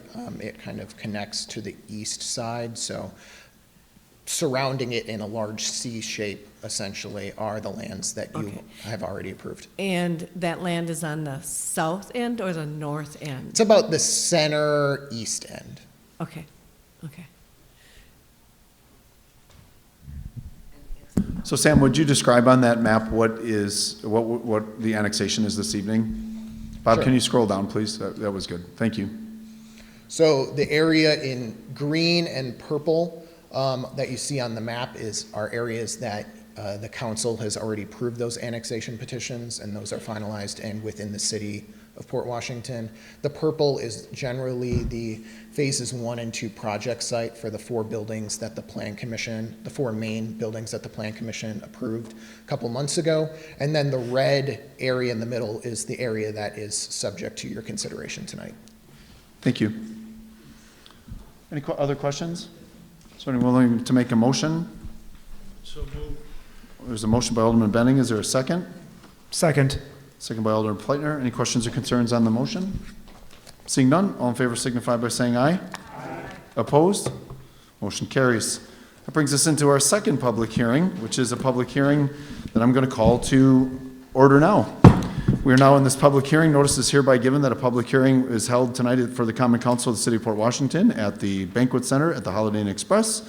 Notice is further given that the subject of the hearing is to consider rezoning approximately 90.642 acres of land located south of Lake Drive and west of Interstate Highway 43 to I-3 Technology Campus District to accommodate a proposed data center campus. A map of the rezoned is available for viewing. This time I'm going to call this hearing to order. Is there anyone willing to speak in favor? Is there anyone who would like to speak in favor? Is there anyone who would like to speak against rezoning? Anyone like to speak against rezoning? All right, seeing no speakers, I'm going to close this hearing. That brings us into the agenda item, which is the subject for the rezoning, consideration and possible action on ordinance 2025-2029 to permanently rezone 90.642 acres of land to the I-3 Technology Campus District to accommodate a proposed data center campus generally located south of Lake Drive and west of Interstate 43. VDC Wisco Realty Investment 1 LLC is the applicant. This is the second reading, so the council may take action. And the issue is, should the applicant petition to the city to have this permanently rezoned 90.642 acres to I-3 Technology Campus District for the development of the data center, and the staff recommends that the Common Council approves this ordinance. Sam? There we go. Both the city and the town of Port Washington have long designated the subject area for commercial, business park, and industrial uses, as evidenced by both independent studies and their respective comprehensive plans. The Plan Commission and Common Council amended the city's comprehensive plan for the Area 2 Business Park Industrial in May of 2025, in coordination with applications from Cloverleaf Infrastructure, preparing the preliminary entitlements for the subject properties. Additionally, the city adopted I-3 zoning district regulations, which include data center campus-specific regulations for setbacks, height limits, outdoor lighting, landscaping, and permitted uses. The application continues to incorporate the comprehensively planned areas into the city. It provides the I-3 framework against which the city staff will review building, site, and operation plan applications for the campus. And since May, Vantage Data Center has taken over the project as the end user to own and operate the data center campus and continue the entitlement process by submitting this petition. Again, the recommended motion is I move to approve ordinance 2025-29. The issues at hand include requesting the I-3 Technology Campus District, which allows for data centers and accessory uses that support them. And due to large-scale nature of the campus, it requires higher standards for landscaping, lighting, and sound than the rest of the city ordinances. The comprehensive plan contemplates business park and light industrial types of development for the subject properties. And the business park and industrial land use includes a mix of light industrial, office, and limited range of retail uses. Traditionally, these are located in medium to large scale industrial or commercial park settings, generally in the I-1, I-2, or I-3 zoning districts. Specific language from the city's comprehensive plan consistent with the proposed amendment includes the following. From the economic development element, desired businesses and industries for the city of Port Washington include the following: business and industries needing fresh water sources, information systems, including data processing. From the economic development element, identify and encourage desirable, such as those noted just above, and sustainable businesses and job development. Finally, from the land use element, acknowledges keeping the business park type land uses should demand warrant in the subject areas. In making its decision, the Common Council shall consider and satisfy itself to the following: is the proposed rezoning consistent or generally consistent with the future land use recommendations contained within the comprehensive plan and future land use map? And 2, does the proposed rezoning meet the intent of the proposed zoning district, that is, single-family zoning for single-family land use? The strategic plan comments are the same from the annexation petition that I just presented. The city attorney reviewed this petition, and again, these lands are subject to the terms within the development agreement between the city and Vantage. The Plan Commission recommended the Common Council approve this ordinance at its September 18th meeting. The Plan Commission heard this item during that September 18th meeting. The Common Council held a first reading of this item on October 7th, and you have the second reading, public hearing, and consideration tonight. Next steps would be post-adoption, publication, and updating the official zoning map, should you choose to approve this petition. Thank you, Sam. Any questions or concerns for Sam? Otherwise, is there someone willing to make a motion? Move to approve. There's a motion to approve. Is there a second? Second. Moved and seconded. Any questions or concerns on the motion? All right, seeing none, all in favor signify by saying aye. Aye. Opposed? All right, that motion carries. Takes us to our next agenda item, which is consideration and possible action on a declaration of surplus property for 1.85 acres of city-owned land located at 425 West Oakland Avenue, otherwise known as Oakland Green. This question for the council tonight is, should the Common Council declare as surplus property the Oakland Green property located at 425 West Oakland Avenue? The staff recommends that the Common Council declare the land located at 425 West Oakland Avenue as surplus. Mr. Vanden Hoven. Okay, thank you very much. Again, as the mayor indicated, there are 3 items on the agenda tonight, all have to do with the subject of Oakland Green. And so on June 19th of this year, the Plan Commission unanimously approved a motion to recommend to the council that the Oakland Green property at 425 West Oakland Avenue be declared surplus property. Oakland Green is a 1.85 acre parcel of green space currently owned by the city. It is an unprogrammed green space with mineral springs bisecting it. It is listed last among of the 32 city parks in terms of usage in the city's comprehensive outdoor recreation plan. The reason the council is being asked to declare the land as surplus is so that the land title can be conveyed to Ozaukee County for the purpose of establishing and improving riparian habitat within the Mineral Springs Creek corridor. County ownership and management of this land is critical to the funding that they've received to improve resiliency and infrastructure protection, including city-owned infrastructure within the creek. So on June 21st, 2022, the Board of Public Works first considered and approved the transfer of ownership of Oakland Green to the county. On May 13th of this year, the Board of Public Works affirmed that decision with the added stipulation that the city continue to maintain a mowed area on the west side of the park for active recreation as requested by the neighbors. The county will grant to the city a blanket easement over the property for maintenance of existing utilities that run through the property, as well as the sidewalk that is currently along Division Street on the west side of the road. So I have with us John Crane, who's our Park and Rec Director, and Andrew Struck from Ozaukee County Parks and Planning. As I'm sure many of you know, Andrew has been instrumental in improving the habitat of the creeks and waterways within Ozaukee County, and has worked actively to improve Mineral Springs Creek, which has been of great benefit to the city. In particular, a project that they're working on right now will restore the creek banks and which will protect. We have some sanitary sewer that runs alongside the creek, and that has been in danger of being exposed, and so this their ownership and stewardship of the land will protect our facilities there. Again, this is important not only to the city, but is important to Ozaukee County and their ability to get funds to continue their work. And so Andrew's here. I'm going to ask him to say just a few words on why this is important to the county.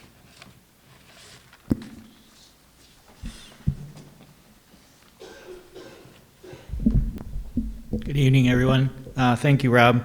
The Ozaukee County has actually been partnering with the City of Port Washington since 2012 on projects on Mineral Springs Creek.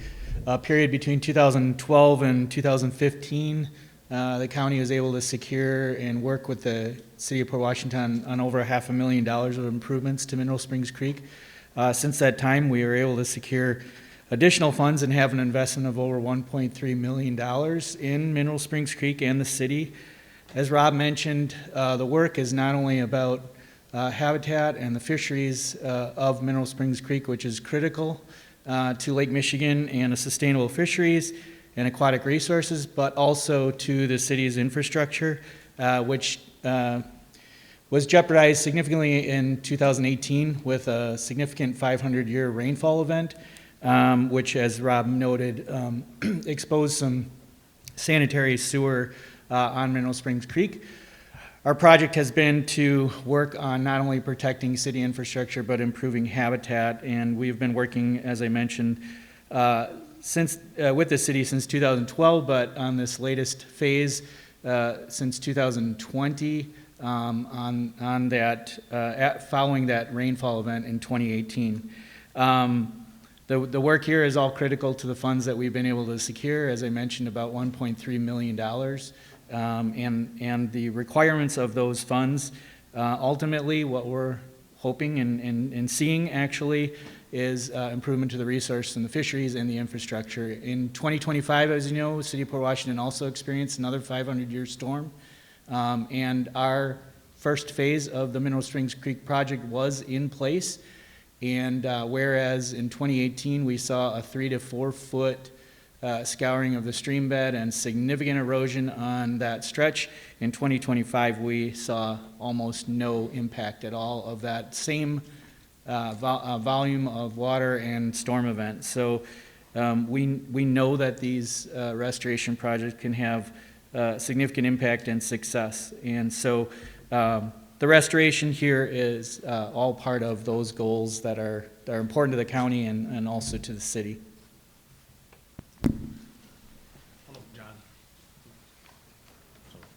John Crane's here, just say a couple of more words about the park.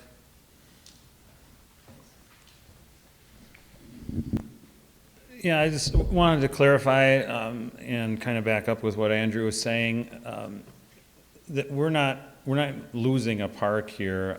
We're gaining the ability to make this more long-term sustainable with the stream bank and our vision of naturalizing some of the areas. We do have a lot of green space. We have almost 200 acres of park and a lot of turf area that needs to be mowed, and from what we see, this is one of our lower used parks. It's on a slope. There are power lines overhead that does create some limitations for the park. I am sympathetic to the people that live close by, but we also do have Coldock Park, which is several acres of green space within 2 blocks. We have Stacker Park that has play equipment and several other features like basketball court. This was green space that was donated from Webco, and we're not losing that. We're gaining the availability of the county to help support this. We don't have the staff and ability to do what they're doing, so that's why we thought this partnership would work out for the benefit of the city. So if there's any questions. Excellent. I wanted to applaud you and the county for working together to collaborate around this, to make that a sustainable space in a watershed and waterway, and taking the lessons learned from those floods and actually acting upon it. I think it's a really nice opportunity for us, you know, on multiple tributaries coming into Port Washington to deal with that, because it's really not a navigable area until we get significant rain, and now that will be mitigated as well. So I appreciate that. Mr. Gasper? Yes, I was wondering if you guys could explain a little bit about, I know you went through the history a bit, but there's were some requirements with the grant money that came in requiring it to be converted to a prairie, and also, you know, otherwise it saved the city a significant amount of funds in what type of repairs we would have had to make to the creek after we protected the sanitary sewer line that became exposed. Could you just talk to that a little bit? Okay, so I'll just kick it off. So this goes back to 2018, as Andrew stated, where we had our first 500-year flood, and so after that we had an 18-inch sewer main that was exposed and undermined and essentially hanging in midair that once was well covered by the creek bank. We reestablished, or the creek bed. We reestablished the creek bed, but as Andrew said, several feet of the creek bottom was undermined or downcutted as a result of the storm, and so by our crews reestablishing the creek bed over our sanitary sewer, what we essentially created was an impediment for fish passage and natural reproduction in the creek. And so the DNR stepped in and asked the city to collaborate with Ozaukee County on a project that they were undertaking to restore the creek bed and the watershed. And so we went ahead and did that. The city contributed in part to some of their work, but I believe the project that they worked on was over $800,000, and so we are very pleased that they restored the integrity and the sustainability of the creek. And along with that, there are some requirements for the grants that the county was able to secure that included this work that's being done at the park. And if you have any more to add to that.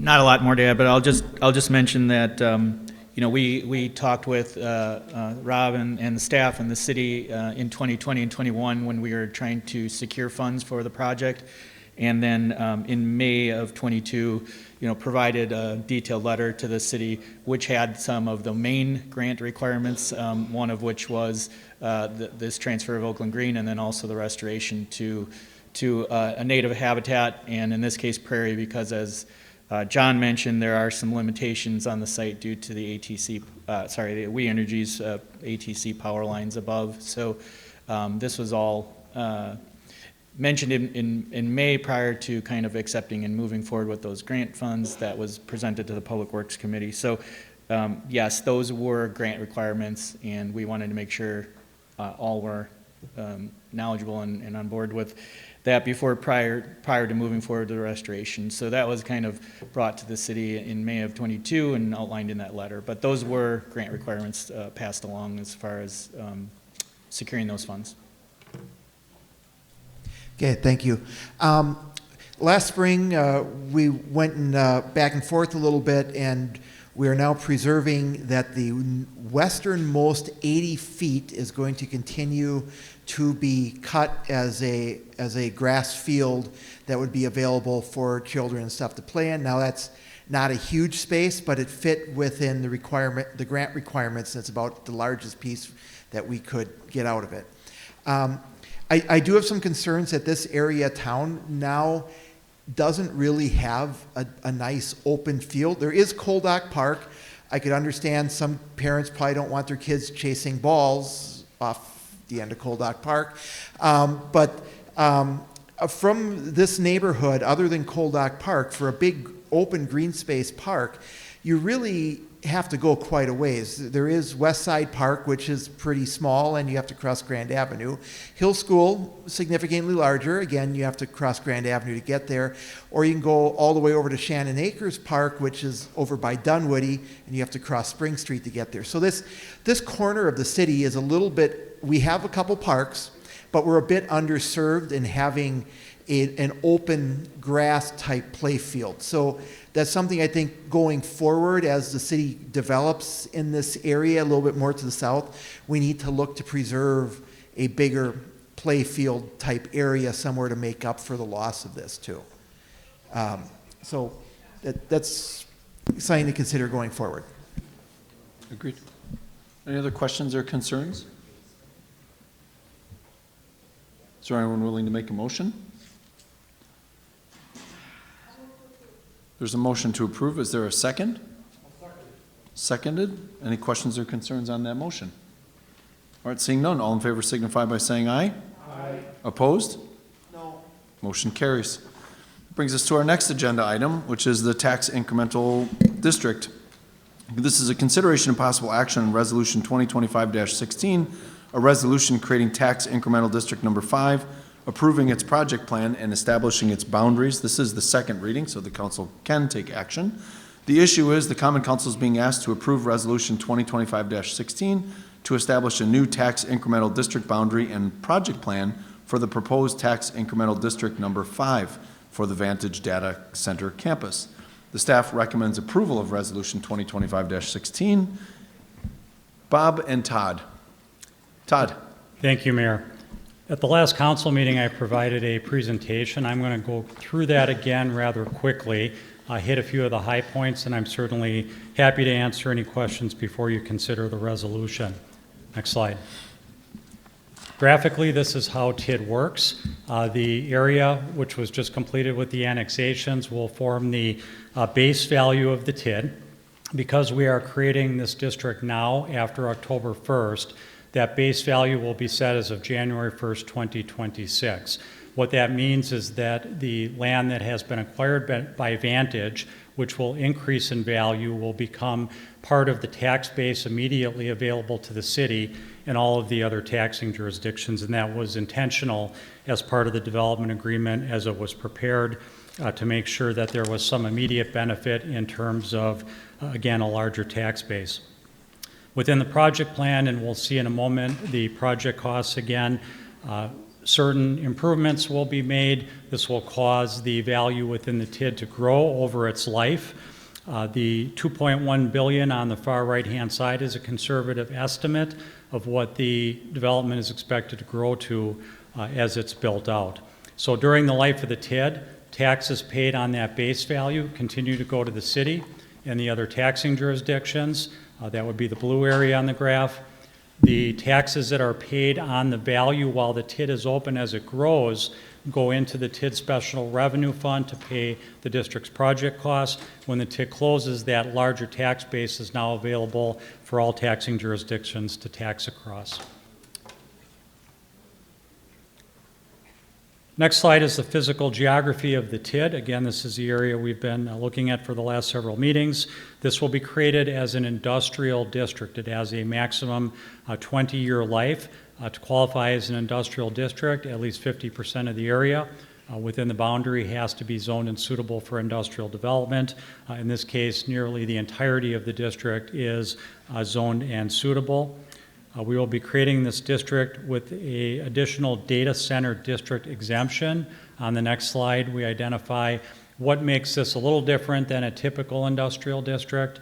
So the legislation passed earlier this year for the benefit of Port Washington and Beaver Dam, what it allows is going forward, this district will not count against the 12% equalized value test. That test simply is that at the point you're looking to create another TID, if the value within the proposed TID area plus the incremental value of any existing TIDs is greater than 12%, you're TIF'd out, you can't proceed.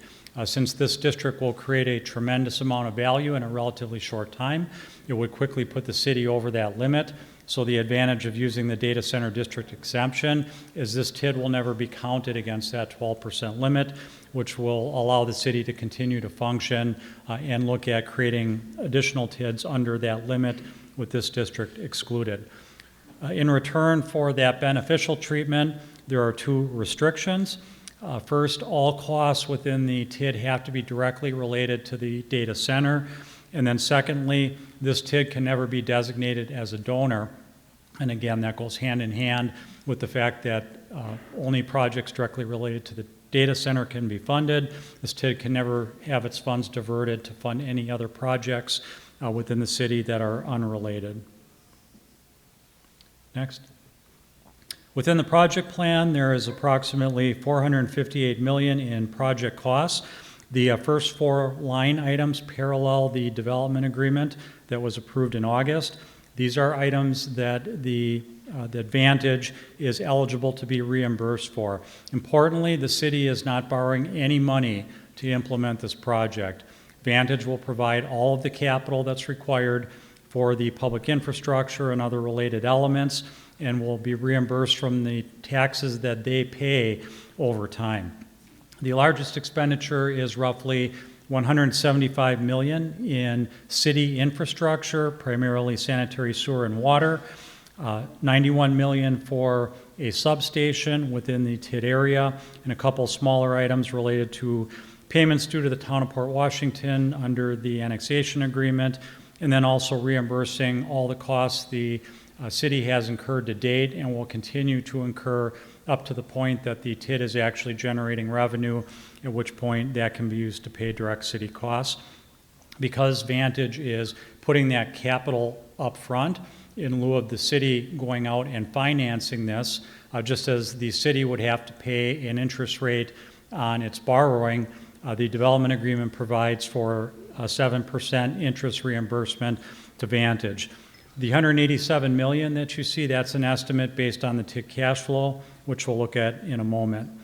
Notably, when we look at the scope of the investment at $8 billion as noted in the development agreement, this reflects less than 6% reimbursement to Vantage of their total capital expenditures for this project. So it's a very large project. These are very large numbers, but the city's participation overall is a relatively fractional part of the project. Within the TID area, we anticipate that we will have roughly, again, 2.1 million in incremental value developed by 2031. That's expected to occur in two phases, with roughly 1.1 million completed by the end of 2027, and then the second phase completed in 2030 and 31. The current equalized tax rate for the city is $14.51 per thousand. So if we take that value, we run it through our model, we assume the tax rate remains constant, we assume that that value remains constant once it becomes online, so no economic appreciation or depreciation. If left open for the entire 20 years, the TID would collect roughly $542 million. Actually, I need you to go, yep, there we go. little hard to see here. This is a consolidated version of the more detailed cash flow in the project plan, but what this is intended to identify is the point in time at which we expect the TID could close. So again, Vantage is paying all the city's costs. They start to generate tax increment. We're using the money Vantage provides to pay the infrastructure and other project cost elements, and then we start to reimburse Vantage as increment is generated with that interest component, which is all built in to the projections on the slide. What this indicates is that we would expect total revenues to exceed liabilities within 18 of the 20 years. If project costs are less, if value is greater, that could be accelerated. If we have less value, costs are more, then the TID may run out its entire 20-year life, but that is the maximum life that this TID can be in existence. And just a quick note on the schedule, if the council chooses to create the TID this evening, the Joint Review Board, which would be the final step in the process, has agreed to meet on November 18th, and I'm happy to answer any questions you might have. Any questions or for clarification?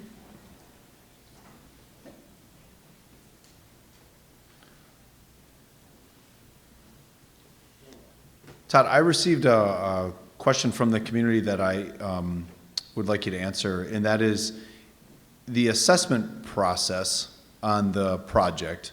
So it will be, and just correct me if I'm incorrect on this, the assessment that determines the increment annually will be done annually by the city assessor, correct? That is correct. And in the TID and then in the developer's agreement, that has to be honored.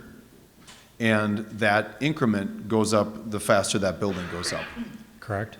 So in an 11 to 18 month process program, I mean, $15 billion investment, that will move up a little quicker than our conservative estimates. And I think that's an important piece for the community to recognize that the statute, the state law says up to 20 years, but it's not going to be 20 years. And the most conservative estimates have it retiring earlier than that. But the faster that building's up, full increment and moving, the quicker this TID closes. Yeah, it's worthwhile noting that the $175 million, which is the largest component of the cost expenditure, is also based on a conservative estimate. So when I just mentioned that if costs come in less, that would also accelerate the closure. So there is an expectation that the $175 million should be more than enough to complete the scope of improvements. And in your experience, working with and creating these TIDs, have you seen many projects like ours where we negotiated up front that valuation would hit the tax rolls immediately and forever, so that we actually have a TID that's two things true at one time? There is tax value off of the land while there's also a TID in process. So there's two things true at one time, and how does that make us unique? Yeah, I think what's particularly unique is the scope of this project. There are certainly TIDs created where developers are providing the capital, but we're talking about projects that may have a value of 20 million, 50 million, 100 million. So it's pretty unprecedented for a developer, a company, to put up $175 million of their capital to pay for city infrastructure, which will not only benefit their site and make it developable, but will also benefit the infrastructure systems of the city at large. I know that was a key parameter within the negotiations on the development agreement, is to make sure that we were not putting city taxpayers at risk by having the city finance any elements of this project. Correct. And thank you for that. I think that's important that they're paying for our stuff with their money. Okay. Any other questions or clarifications? Yes, Mr. Gasper. Basically just one comment. I've seen a lot of people online concerned about, with the TIF, that we don't get anything for 20 years. In this case, that $175 million for city infrastructure, yes, it supports the data center, but it also goes to different projects in the city that we already needed to do. It's going to upgrade sewer and water. It's going to help alleviate flooding on Valley Creek. And if it lasts for $175 million, if that takes 20 years to pay off, that's like getting an extra $8.75 million in tax money a year. that we're essentially getting up front. So we're not getting tax revenue added to the general fund, but we are definitely getting a significant value out of that during the duration of the TIF. Any other wonders or concerns? Otherwise, is there someone willing to make a motion? Move to approve. There's a motion to approve by Alderman Benning. Is there a second? Second. Seconded by Alderman Pleitner. Any questions or concerns on that motion? All right, seeing none, all in favor signify by saying aye. Aye. Opposed? All right, the motion carries. That brings us into our next agenda item, which is a public hearing. The public hearing tonight is on our proposed city budget. The public hearing is being held this evening, and I'm calling this hearing to order. The conversation tonight is specifically around the potential levy that is associated with the city budget. So is there anyone from the community who'd like to speak in favor of the city budget? Anyone speaking in favor of the city budget? Anyone who would like to speak against the city budget? Anyone who'd like to speak against the city budget? All right, seeing none, I'm going to close the hearing and turn this over to our city administrator, Melissa.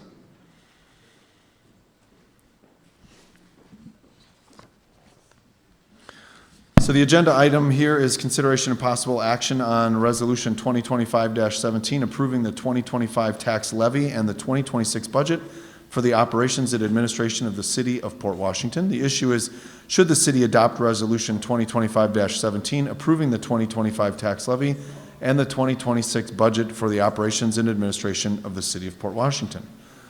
So the materials are in the packet. There was the notice that's in the paper each year. There hasn't been any changes since I did my presentation 2 weeks ago. So I don't have any other comments other than that. Do you have any questions? Anyone from GGF who wants to add anything or have any questions or concerns on the budget? Mr. Benning. Yeah, I'd just like to add my compliments to Melissa and her team that worked 6+ months on putting this budget together, and they'll probably start the cycle in about 2 months again for 27. This year was a particularly challenging year. Again, levy limits put on the municipality by the state limits how much tax we can collect without going for additional vote of the citizens like we did for the EMS.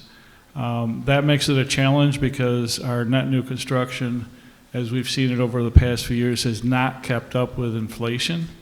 And inflation, especially with utility cost and health and insurance cost, has been astronomical, and that's really challenged the team.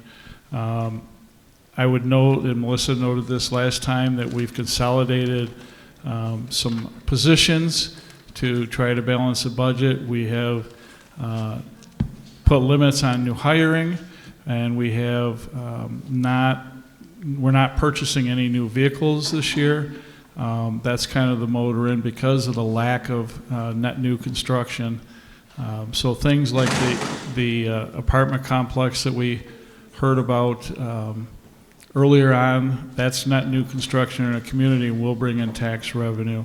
So we look forward to things like that, as well as some ancillary developments that we are looking forward to on the north side, not within the data center TIF, but around it, that are going to be facilitated by the water and sewer extensions that will be required by the data center, but will make that those utilities accessible for other developments, and thus net new revenue.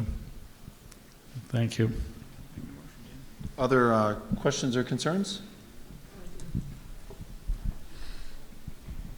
Well, I have no qualms about the budget or how it was put together or the 3 people that were on GGF. I do, however, feel as a council member, I wish this would have been done through a work session with all council members present rather than just 3 of us. So in the future, I hope we reconsider how we structure our budgets. Thank you. Other questions? Mr. Gasper? So this year, in order to keep the tax rates down, we're not doing our annual borrowing for street improvement projects. And we have about 58, actually now we've added Lake Drive, we might be getting closer to 60 miles of city street in the city. And we aim to replace those at a rate of about once every 40 years. So that means we need to be doing about 1.5 miles a year. And we've been barely keeping up with that anyway. So, this one year, we're not going to be doing it. I really hope that next year we can get back in the habit of doing our 1.5 miles of street a year, because we don't want to keep falling further behind. We're also replacing water mains while we do the street projects. And having water main breaks in winters isn't just an inconvenience for people, it's also hazardous for our city crews to be out there having to work on them in those conditions. So I'm looking forward to next year and in the future getting back to that program. Thank you.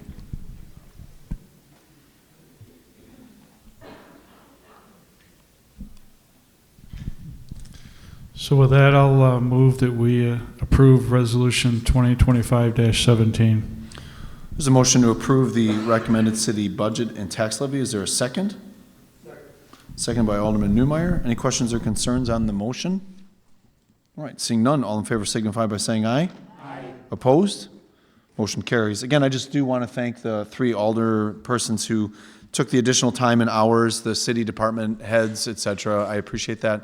And I do appreciate Alderperson Miller's suggestion that we next year maybe have a work session in the beginning of the process in August to just bring together like Alderman Gasper's and other people's ideas there to just make sure we set that groundwork. So thank you everybody for your work on that. And thank you, Melissa. It is a big lift. Make sure to thank your team. All right, that brings us to the next agenda item, which is consideration and possible action on a memorandum of agreement with Ozaukee County for future work in the Mineral Springs Creek corridor. The issue is, should the city of Port Washington execute a memorandum of understanding with Ozaukee County for future work in the Mineral Springs Creek corridor? And the staff recommends the city of Port Washington execute a memorandum of agreement with Ozaukee County for future work in the Mineral Springs Creek corridor. Rob.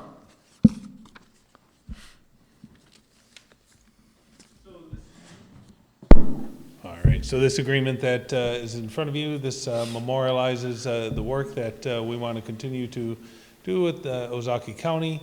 And essentially what both sides are pledging to do is to make sure that any work in Mineral Springs corridor is done with the full knowledge of the other party. So to avoid, I guess, situations in the future where we're doing some work when we did to improve to protect the sanitary sewer, but resulted in an impediment to fish passage.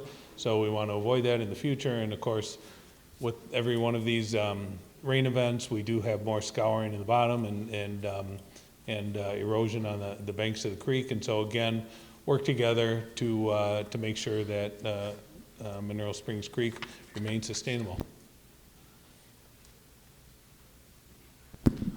And Any questions? And this was a recommendation of the Board of Public Works to approve. As yours as well. Any questions or concerns?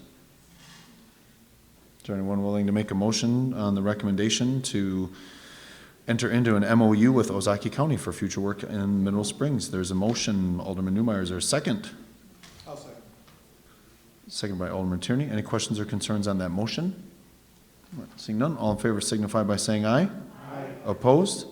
All right, that motion carries. Please make sure the record reflects that there was an alder not present for that vote. Okay. All right, that then brings us to consideration of possible action on an agreement for donation of real estate, transferring the title for Oakland Green to Ozaukee County. The issue is, should the city of Port Washington execute an agreement for donation of real estate, transferring the title of Oakland Green to Ozaukee County. Staff recommends the city of Port Washington execute the agreement for donation of real estate, transferring the title for Oakland Green to Ozaukee County, and the staff recommendation is to do so.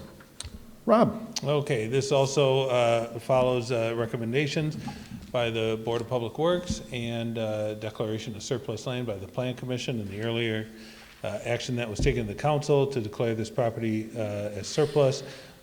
This agreement will enable the city to transfer title of ownership of the property to Ozaki County, and I've been working with our city attorney who will, once if this is approved tonight, will proceed with the title transfer. And it's been reviewed and approved by both council for the city and Ozaki County. Rob, again, I just want to state on my behalf, and maybe the council's as well, of gratitude for the collaboration with the county on this. This is smart. It's a good access. It's a good use and access to grants that are available to help that flooding and mitigation support upstream and shift that property a little bit, as Alderman Gasper had pointed out. But at the end of the day, just positions the city to be able to sustain this and work together with the county. So I'm very grateful for that. Thank you. Any other questions or concerns for Rob? Otherwise, if someone's willing to make a motion on the recommendation to execute the agreement for donation of real estate to the county. There's a motion. Alderman Newmeyer, is there a second? I'll second. Second by Alderman Terry. Any questions or concerns on the motion? All right, seeing none, all in favor signify by saying aye. Aye. Opposed? No. Motion carries. All right, that brings us to the last part of the meeting, which is public comments and appearances. Just remember that you have up to 3 minutes to speak. You have up to 3 minutes to speak, and I'm going to put this at a total of 30 minutes this evening for our final comments. Okay, is this thing on? Hold on a second. I'm just going to let people catch up and signing up back there. Okay. Okay, you have 3 minutes. Name and address. My name is Chris Ekman. I live at 116 South Garfield Avenue, Port Washington. Thank you for, at your discretion, cutting it to 30 minutes last time. So I had to sit here for an hour and a half to speak for maybe 2 or 3 minutes. So thank you. All right. To a near empty room. All right. I'm going to keep this short and sweet and stupid simple. I can tell you right now, knowing the track record and character of Sam Altman of OpenAI and Larry Ellison of Oracle, they do not care about this city and its people. To think we are expected to pay a single penny to support psychopath billionaire AI pet projects is insanity to me. You are telling me that bending over to big tech bros is the only way to keep Port Washington afloat and able to afford maintaining and improving our own infrastructure? If so, what have you been doing as a mayor to make sure that's not the case? I'm sure there are other business ventures, agreements, and opportunities that would be more appropriate and fits the profile of what this city stands for. I get it. These companies and developers are big, powerful, rich, and scary. They absolutely have the resources to sue this little town into the ground if we oppose their plans. It has happened many times across the nation with other data center projects. So I don't know if this was an impossible fight to begin with, being plopped into your lap like some gun under the table deal, and leaves you stuck with negotiating on behalf of us with these entities. But I think we can all agree we would like to see you have a little more spine. Every meeting I have gone to, it has been unanimous yeses and little questions asked by all of you sitting here tonight. Do your job and represent your constituents. Bottom line, you have not. For something as big as this, where was the referendum? Think on that. At least the public outcry and media hoopla from this fiasco has raised awareness to the statewide issue and have given other cities a fighting chance in saying no to their own proposed data centers and winning. I guess we had to sink so they can swim. So I can give you credit for that. And also, once again, thank you for wasting my time, making me sit through all of that to speak for 2 fucking minutes.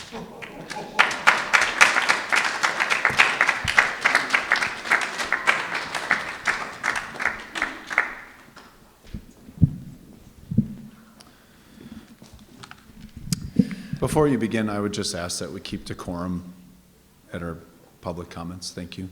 Name and address, please. My name is Aiden Dyken, and I live at 208 Antoine Drive in Port Washington, Wisconsin. All right. So I understand that you talk about the future. You say that this project, think of the future, think of all the jobs it will bring, think of the big step we're taking, the step we donate on the staircase to a better future, and you're like, look, the future, and we see the future, and you're pointing us to the tip of the future iceberg.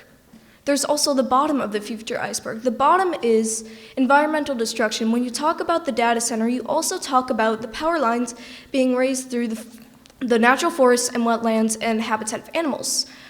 Are construction jobs going to grow trees? They actually do the opposite. And when you talk about the closed water system compensates for the fact that it's not draining anything. They're adding stuff. They'd add chemicals that could potentially get into the ecosystem and harm those in the ecosystem. So how are you going to compensate for the damage caused by the future? Because we see the big sparkly neon sign that says innovation, and the downside to the neon sign is all the cables that could just one day snap, and all the chemicals from the cables will go into the ecosystem and the animals in it. That's it.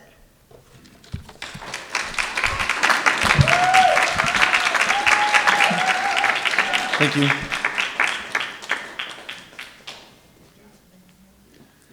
Good evening.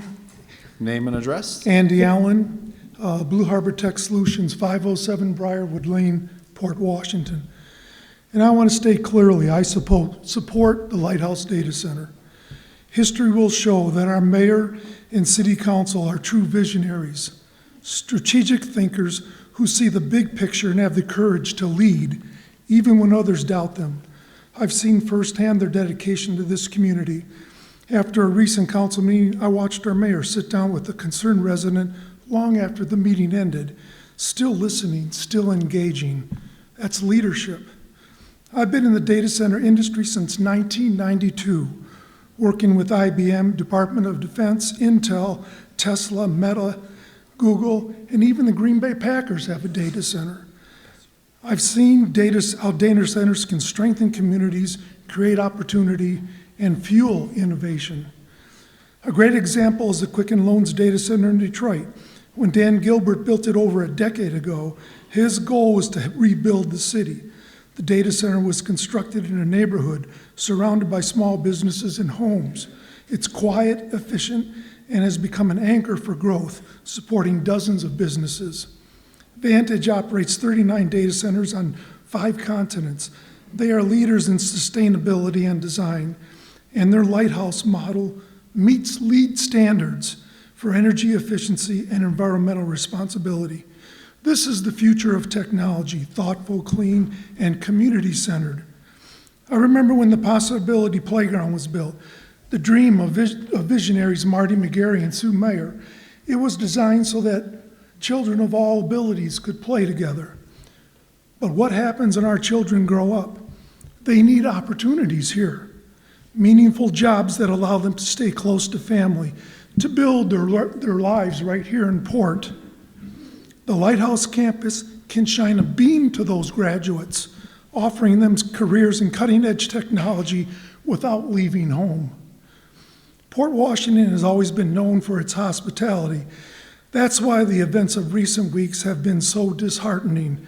The threats made toward our mayor and council members over this issue are deeply troubling and not reflective of who we are. We are better than that. I believe most of us want civil, informed conversations that move our city forward. In the coming months, many professionals from Lighthouse will visit Port. These bright, community-minded people, boaters, hikers, families just like us.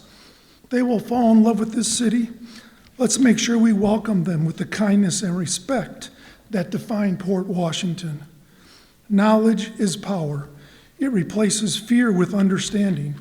I encourage the Lighthouse team to conduct information sessions so our residents can ask questions and learn more. Thank you for your time, your leadership, and your vision for Port Washington's future. Thank you.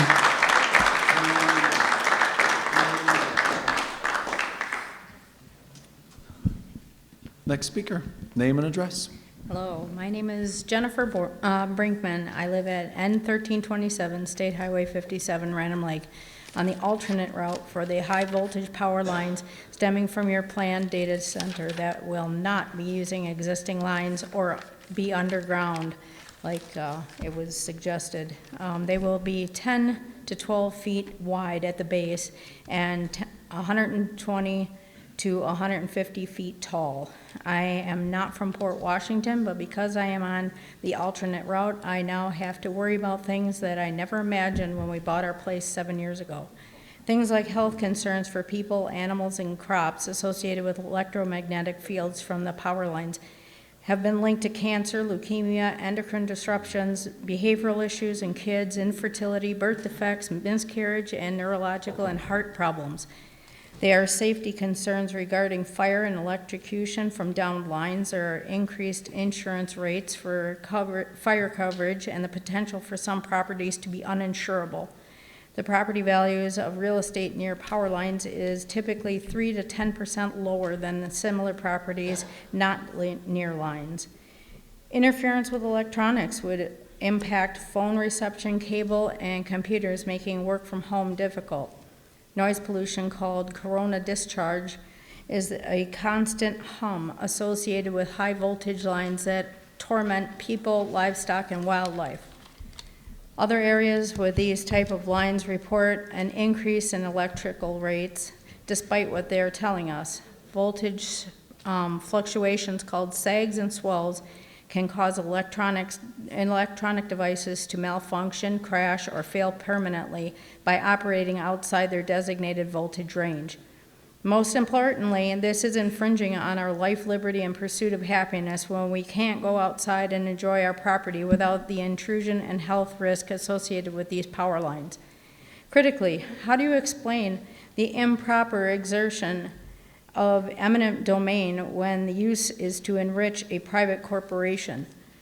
How do you explain how Port Washington gets to enter into a deal that will benefit them short-term at the expense of nearby towns and counties?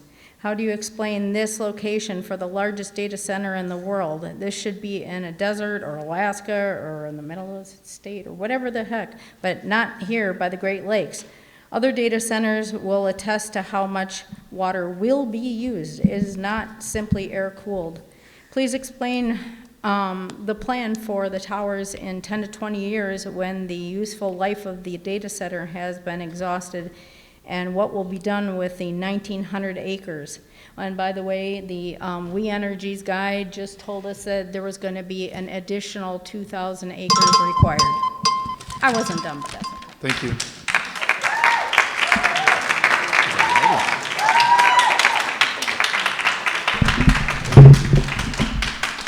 Name and address. Eric Robert Stoles, 2680 South Clement Avenue, Milwaukee, Wisconsin. First of all, I want everyone to know, I want to say thank you to Mayor, thank you to Council, thank you to pro and non-pro data center, everyone for being here. Appreciate everyone, the officers, much obliged. Thank you very much. Thank you guys. You guys did a great job since the beginning. Yep, absolutely. Give it to the boys. Yeah, thank you guys. I think everyone here did a great job tonight and even the past nights. Furthermore, I'm pro Wisconsin, I'm pro Port Washington, I'm pro United States of America. 2680 South Clement Avenue. He gave it. 2680 South Clement Avenue, Milwaukee, Wisconsin. Other than that, again, I say thank you to everyone else. First more, like I said, I was pro Wisconsin, pro Washington, pro United States of America. Facts remain, if you have a cell phone, you got Wi-Fi, these are the catalysts of the nature of the beast. You want the medical data, you want the police to have the instant data, you're going to have to build these data centers. Second and more, AI is here. That's the fact of the matter. And the United States has not been the need to any of our nation. We're going to have to build AI because they are. I'm sorry, that's here. I know it's bad, but it's going to happen. Other than that, I want to say thank you to everyone else and Godspeed. 113.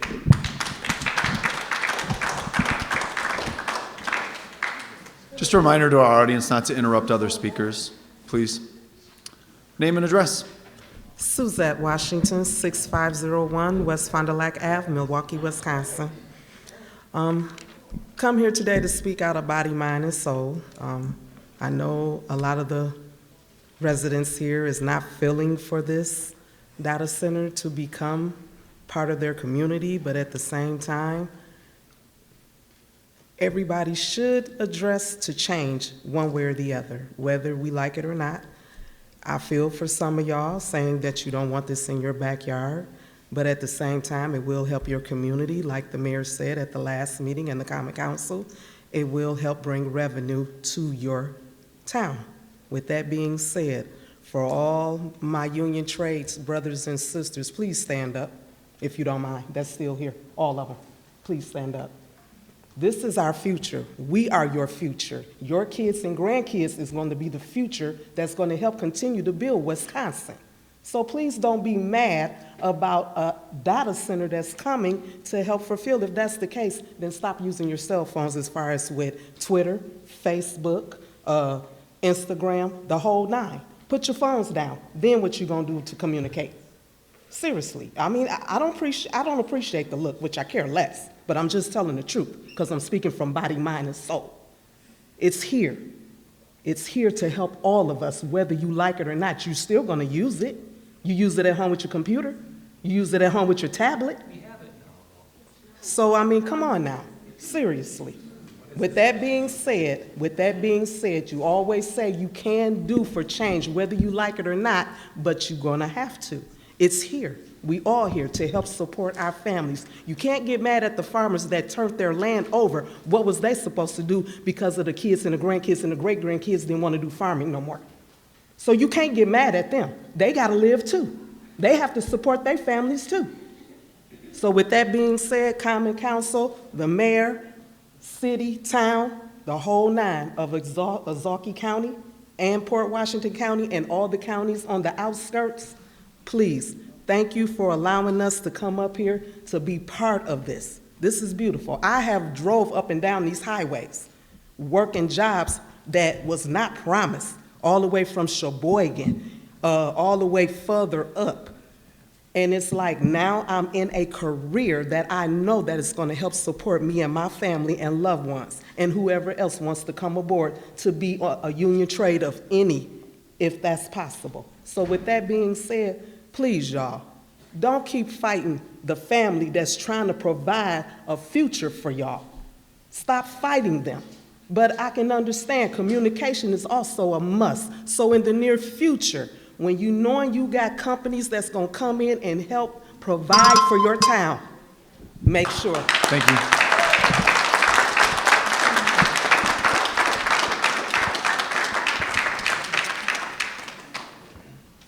Name and address. Matthew Lindeman, 1202 East Sumner Street, apartment 119, Hartford, Wisconsin, 53027. I'm a member of LIUNA, Local 113. I've been a construction craft laborer for a little over 5 years. I live in Hartford, Wisconsin, as I mentioned, so I'm local. I'm in support of the data center. It'd be revenue I'd be creating, I'd be putting back into the community, so I'm for that. It'd be a shorter drive than many drives I've had before, which are hour and a half, sometimes 2 hours, or maybe longer. So that's definitely a plus. We have many union workers that this is going to support, amongst the best in the nation. Trained, knowledgeable, safety paramount. You can't have better guys out there, or gals out there working for you. You're going to have a great product at the end. Change is something that's inevitable. It's like trying to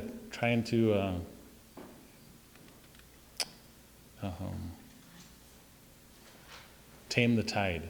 It's going to come. Technology keeps coming. So this is something that we can look at as an opportunity. This is something for not only myself, but future generations coming up, apprentices. This is a job that they can start as an apprentice and end up a journeyman worker. Not only in LIUNA, but the rest of the trades too, who are going to be working there. It's been my experience working with a union. There's nothing better. They're for you, they're negotiated for you, you work hard, they treat you well, better than well. You're constantly learning, updating your skills. Your skill set is I mean, it's almost like unbelievable. So just wanted to say I'm in favor of the data center. And I know there are people for it and against it, but as I said earlier, that change is inevitable. And so I thank you for your time.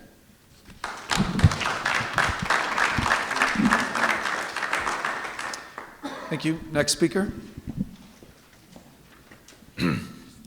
Caleb Tydrick, 4465 Weilers Way, town of Port Washington, Wisconsin. I'm going to start with a quote from the New York Times in reference to the most similar facility I've seen built in the nation, Project Rainier by Amazon in Indiana. Quote, on a typical week, 4,000 workers are on site. Sound familiar? Local hotels have been full, and there has been such an uptick in congestion and traffic accidents that Amazon agreed to pay $120,000 to cover additional traffic enforcement and an additional $7 million for road improvements due to crumbling infrastructure. And I'm wondering why you haven't mentioned how destabilizing this might be for the northern Port Washington community as a whole, both city and town. In the same article, they talk about the company has requested to pump 2.2 million gallons of groundwater an hour for 730 days, a process known as dewatering. And this has led to some neighbors' wells running dry. On my next point, the XAI Grok facility, which is the most similar hyperscale AI-specific facility in Memphis, routinely runs 20-plus natural gas turbines, causing devastating effects for its local residents, worsening asthma and cardiovascular disease in the area. And I detest the false and misleading numbers used in Vantage's marketing. Vantage and Oracle will create more than 1,000 long-term jobs and thousands more indirect jobs. Why stop at 1,000?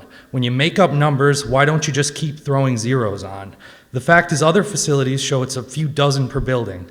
In Abilene, Texas, the same Stargate facility employs 100 people per building, probably less. And that's from the Wall Street Journal. Is that misinformation too?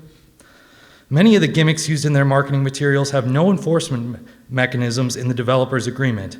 And even if they did, what are the repercussions of not following through? A $1,000 fine? That does nothing to a company of this size. And they fail to mention the scale of the chemicals used in the closed loop system. I hope the $175 million used in infrastructure investment can upgrade the wastewater treatment plant to handle large-scale glycol releases and other chemicals used in antifreeze. And as for power generation, I can't find any filings from We Energies, aside from the rate guarantee they said today, or anything in terms of their renewable energy, which has been almost non-existent in this state. And Sam Altman recently said OpenAI will allow erotica and pornography within the next month in OpenAI. And I take major issue with our city assisting a company that's doing that in that type of industry. The entire industry as a whole is speculative investment based upon the quest for superintelligence, which many believe is unattainable. So I ask, what is progress, and what is progress worth? Is it worth minimal job creation long-term, aside from the union members I do have a lot of respect for? Is it worth my family's well running dry? Is it worth my neighbors being diagnosed with cardiovascular disease? Thank you, Caleb. Is it worth Port Washington Thank you, looking Caleb. like... Thank you, Caleb.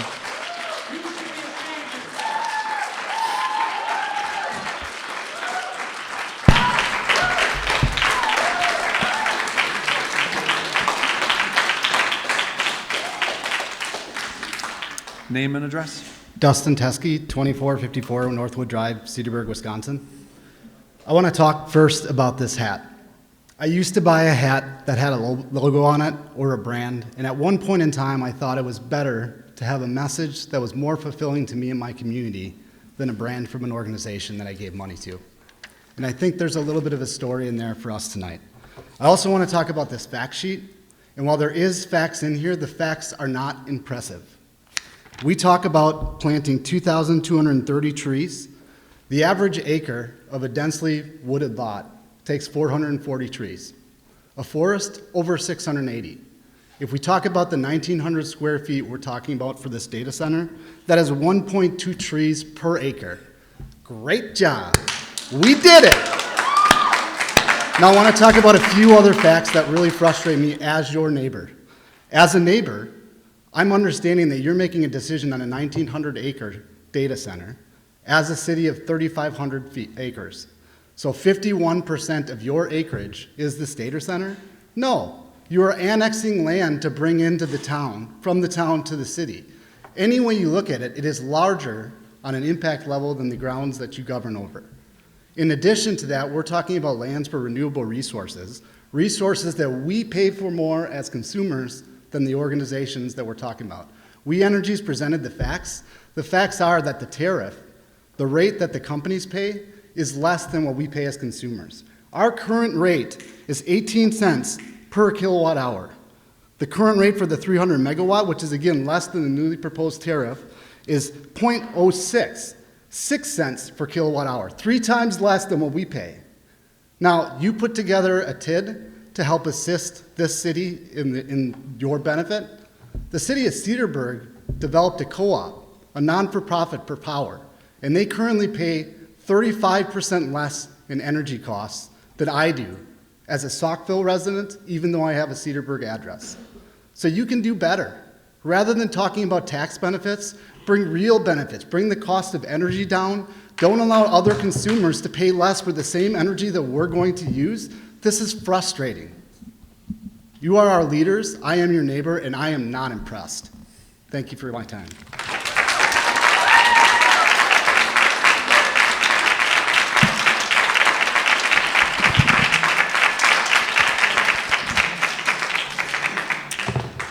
Next speaker, name and address. Joan Bostwick, 424 West Oakland Avenue, Port Washington, Wisconsin. I just wanted to finish my comments from earlier, even though it's too late. Generations of children have played on this parcel of land because it was the only green space between Coal Dock Park and Shannon Acres. That's a 1.5 mile stretch of distance between Coal Dock where there's no green space for these kids anymore. Yesterday, I shared pictures with Mr. Gasper, and this evening I shared them with Mr. Vandenoven, showing the newly mown area at Oakland Green Park, the height of the remaining stubble that's there, the grasses and how tall they are, and how small the area seems to be. Neighbors have emailed Mr. Gasper, letting him know that they will not allow their children to play on that newly mown area because of the sharpness of those stubble pieces. My husband wanted me to say this because it's true. Parks are supposed to be people places. Why is Oakland Avenue Green considered surplus property when it should have been a treasured green space for everybody, not just the south side of Port Washington? Thank you.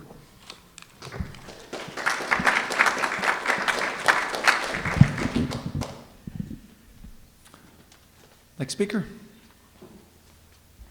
Hi, my name name and is, address. Yep, Christine Lejeune, 137 East Cleveland Street here in Port Washington.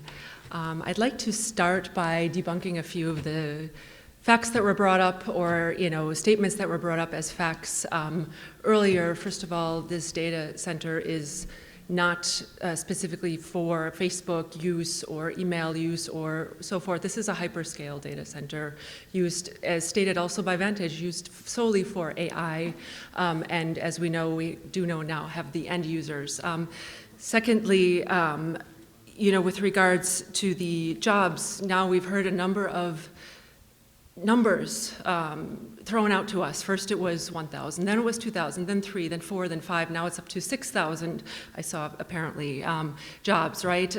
What is the number? First it was then 300 permanent jobs, now it's 1,000 permanent jobs. Do you have this in writing somewhere? The high school teacher here from Port Washington who is for it, he's for it with a very, very large caveat. He said he demands that this is held to, must be written down in writing, and this must be guaranteed. Where are the guarantees for the citizens for the future of Port Washington? I'd like to also point out that Vantage and Digital Bridge, its parent company, can't even guarantee the future of AI to their own shareholders. This is their earnings presentation from the third quarter of this year, from October 30th. And right on the second page, they have a statement, cautionary statement regarding forward-looking statements, in which, quote, they say, while the company believes that the portfolio companies of its funds, so Vantage is in there, Port Washington is in here as one of 11 global data center businesses. They're already including us as their profit base for their global shareholders and stockholders, okay? And so they're warning their own investors that while the company believes that the portfolio companies of its funds or investment vehicles will offer services to support companies engaged in artificial intelligence development and related products, AI technologies and their current and potential future applications, as well as the legal and regulatory frameworks within which they operate, continue to rapidly evolve.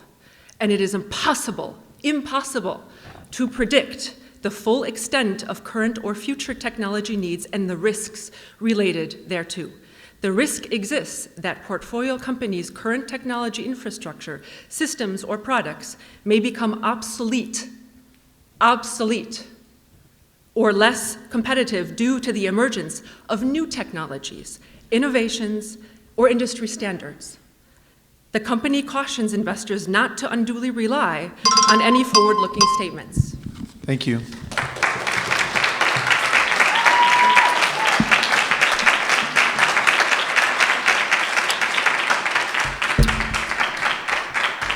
All right, sir, you'll be our last speaker for the evening. Good Name and evening. address. My name is Chris Holig, 360 South Milwaukee Street, Fredonia, Wisconsin. Ozaki County resident. Also have spent a lot of time in this area.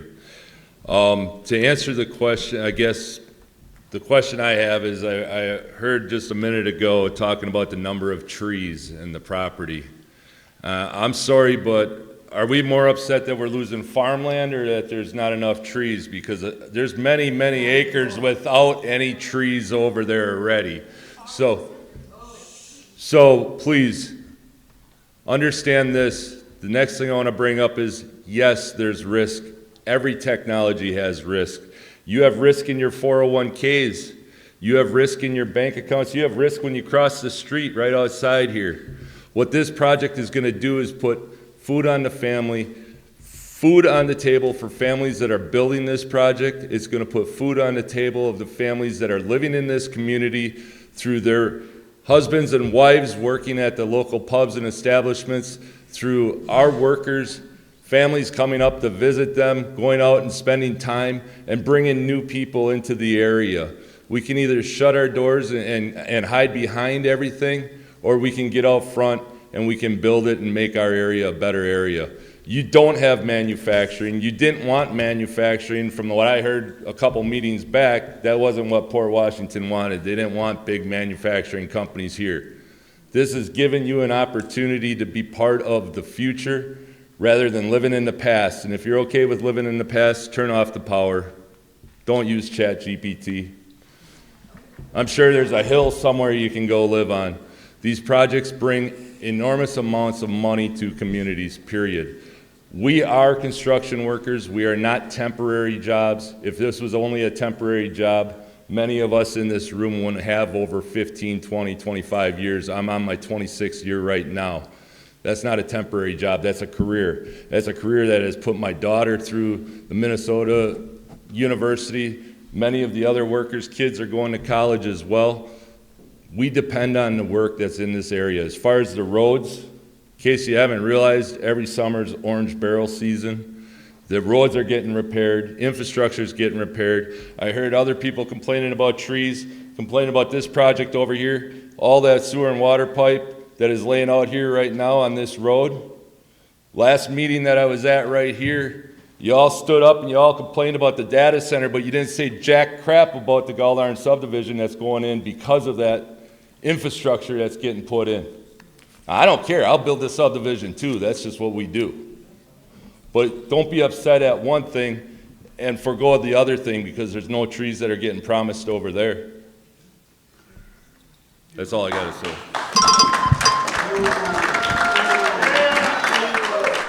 All right. With that, we are at the close of our meeting this evening, and I just wanted to close out by recognize a few things. First, I want to thank the Port Washington Police Department for the amount of officers who were present tonight.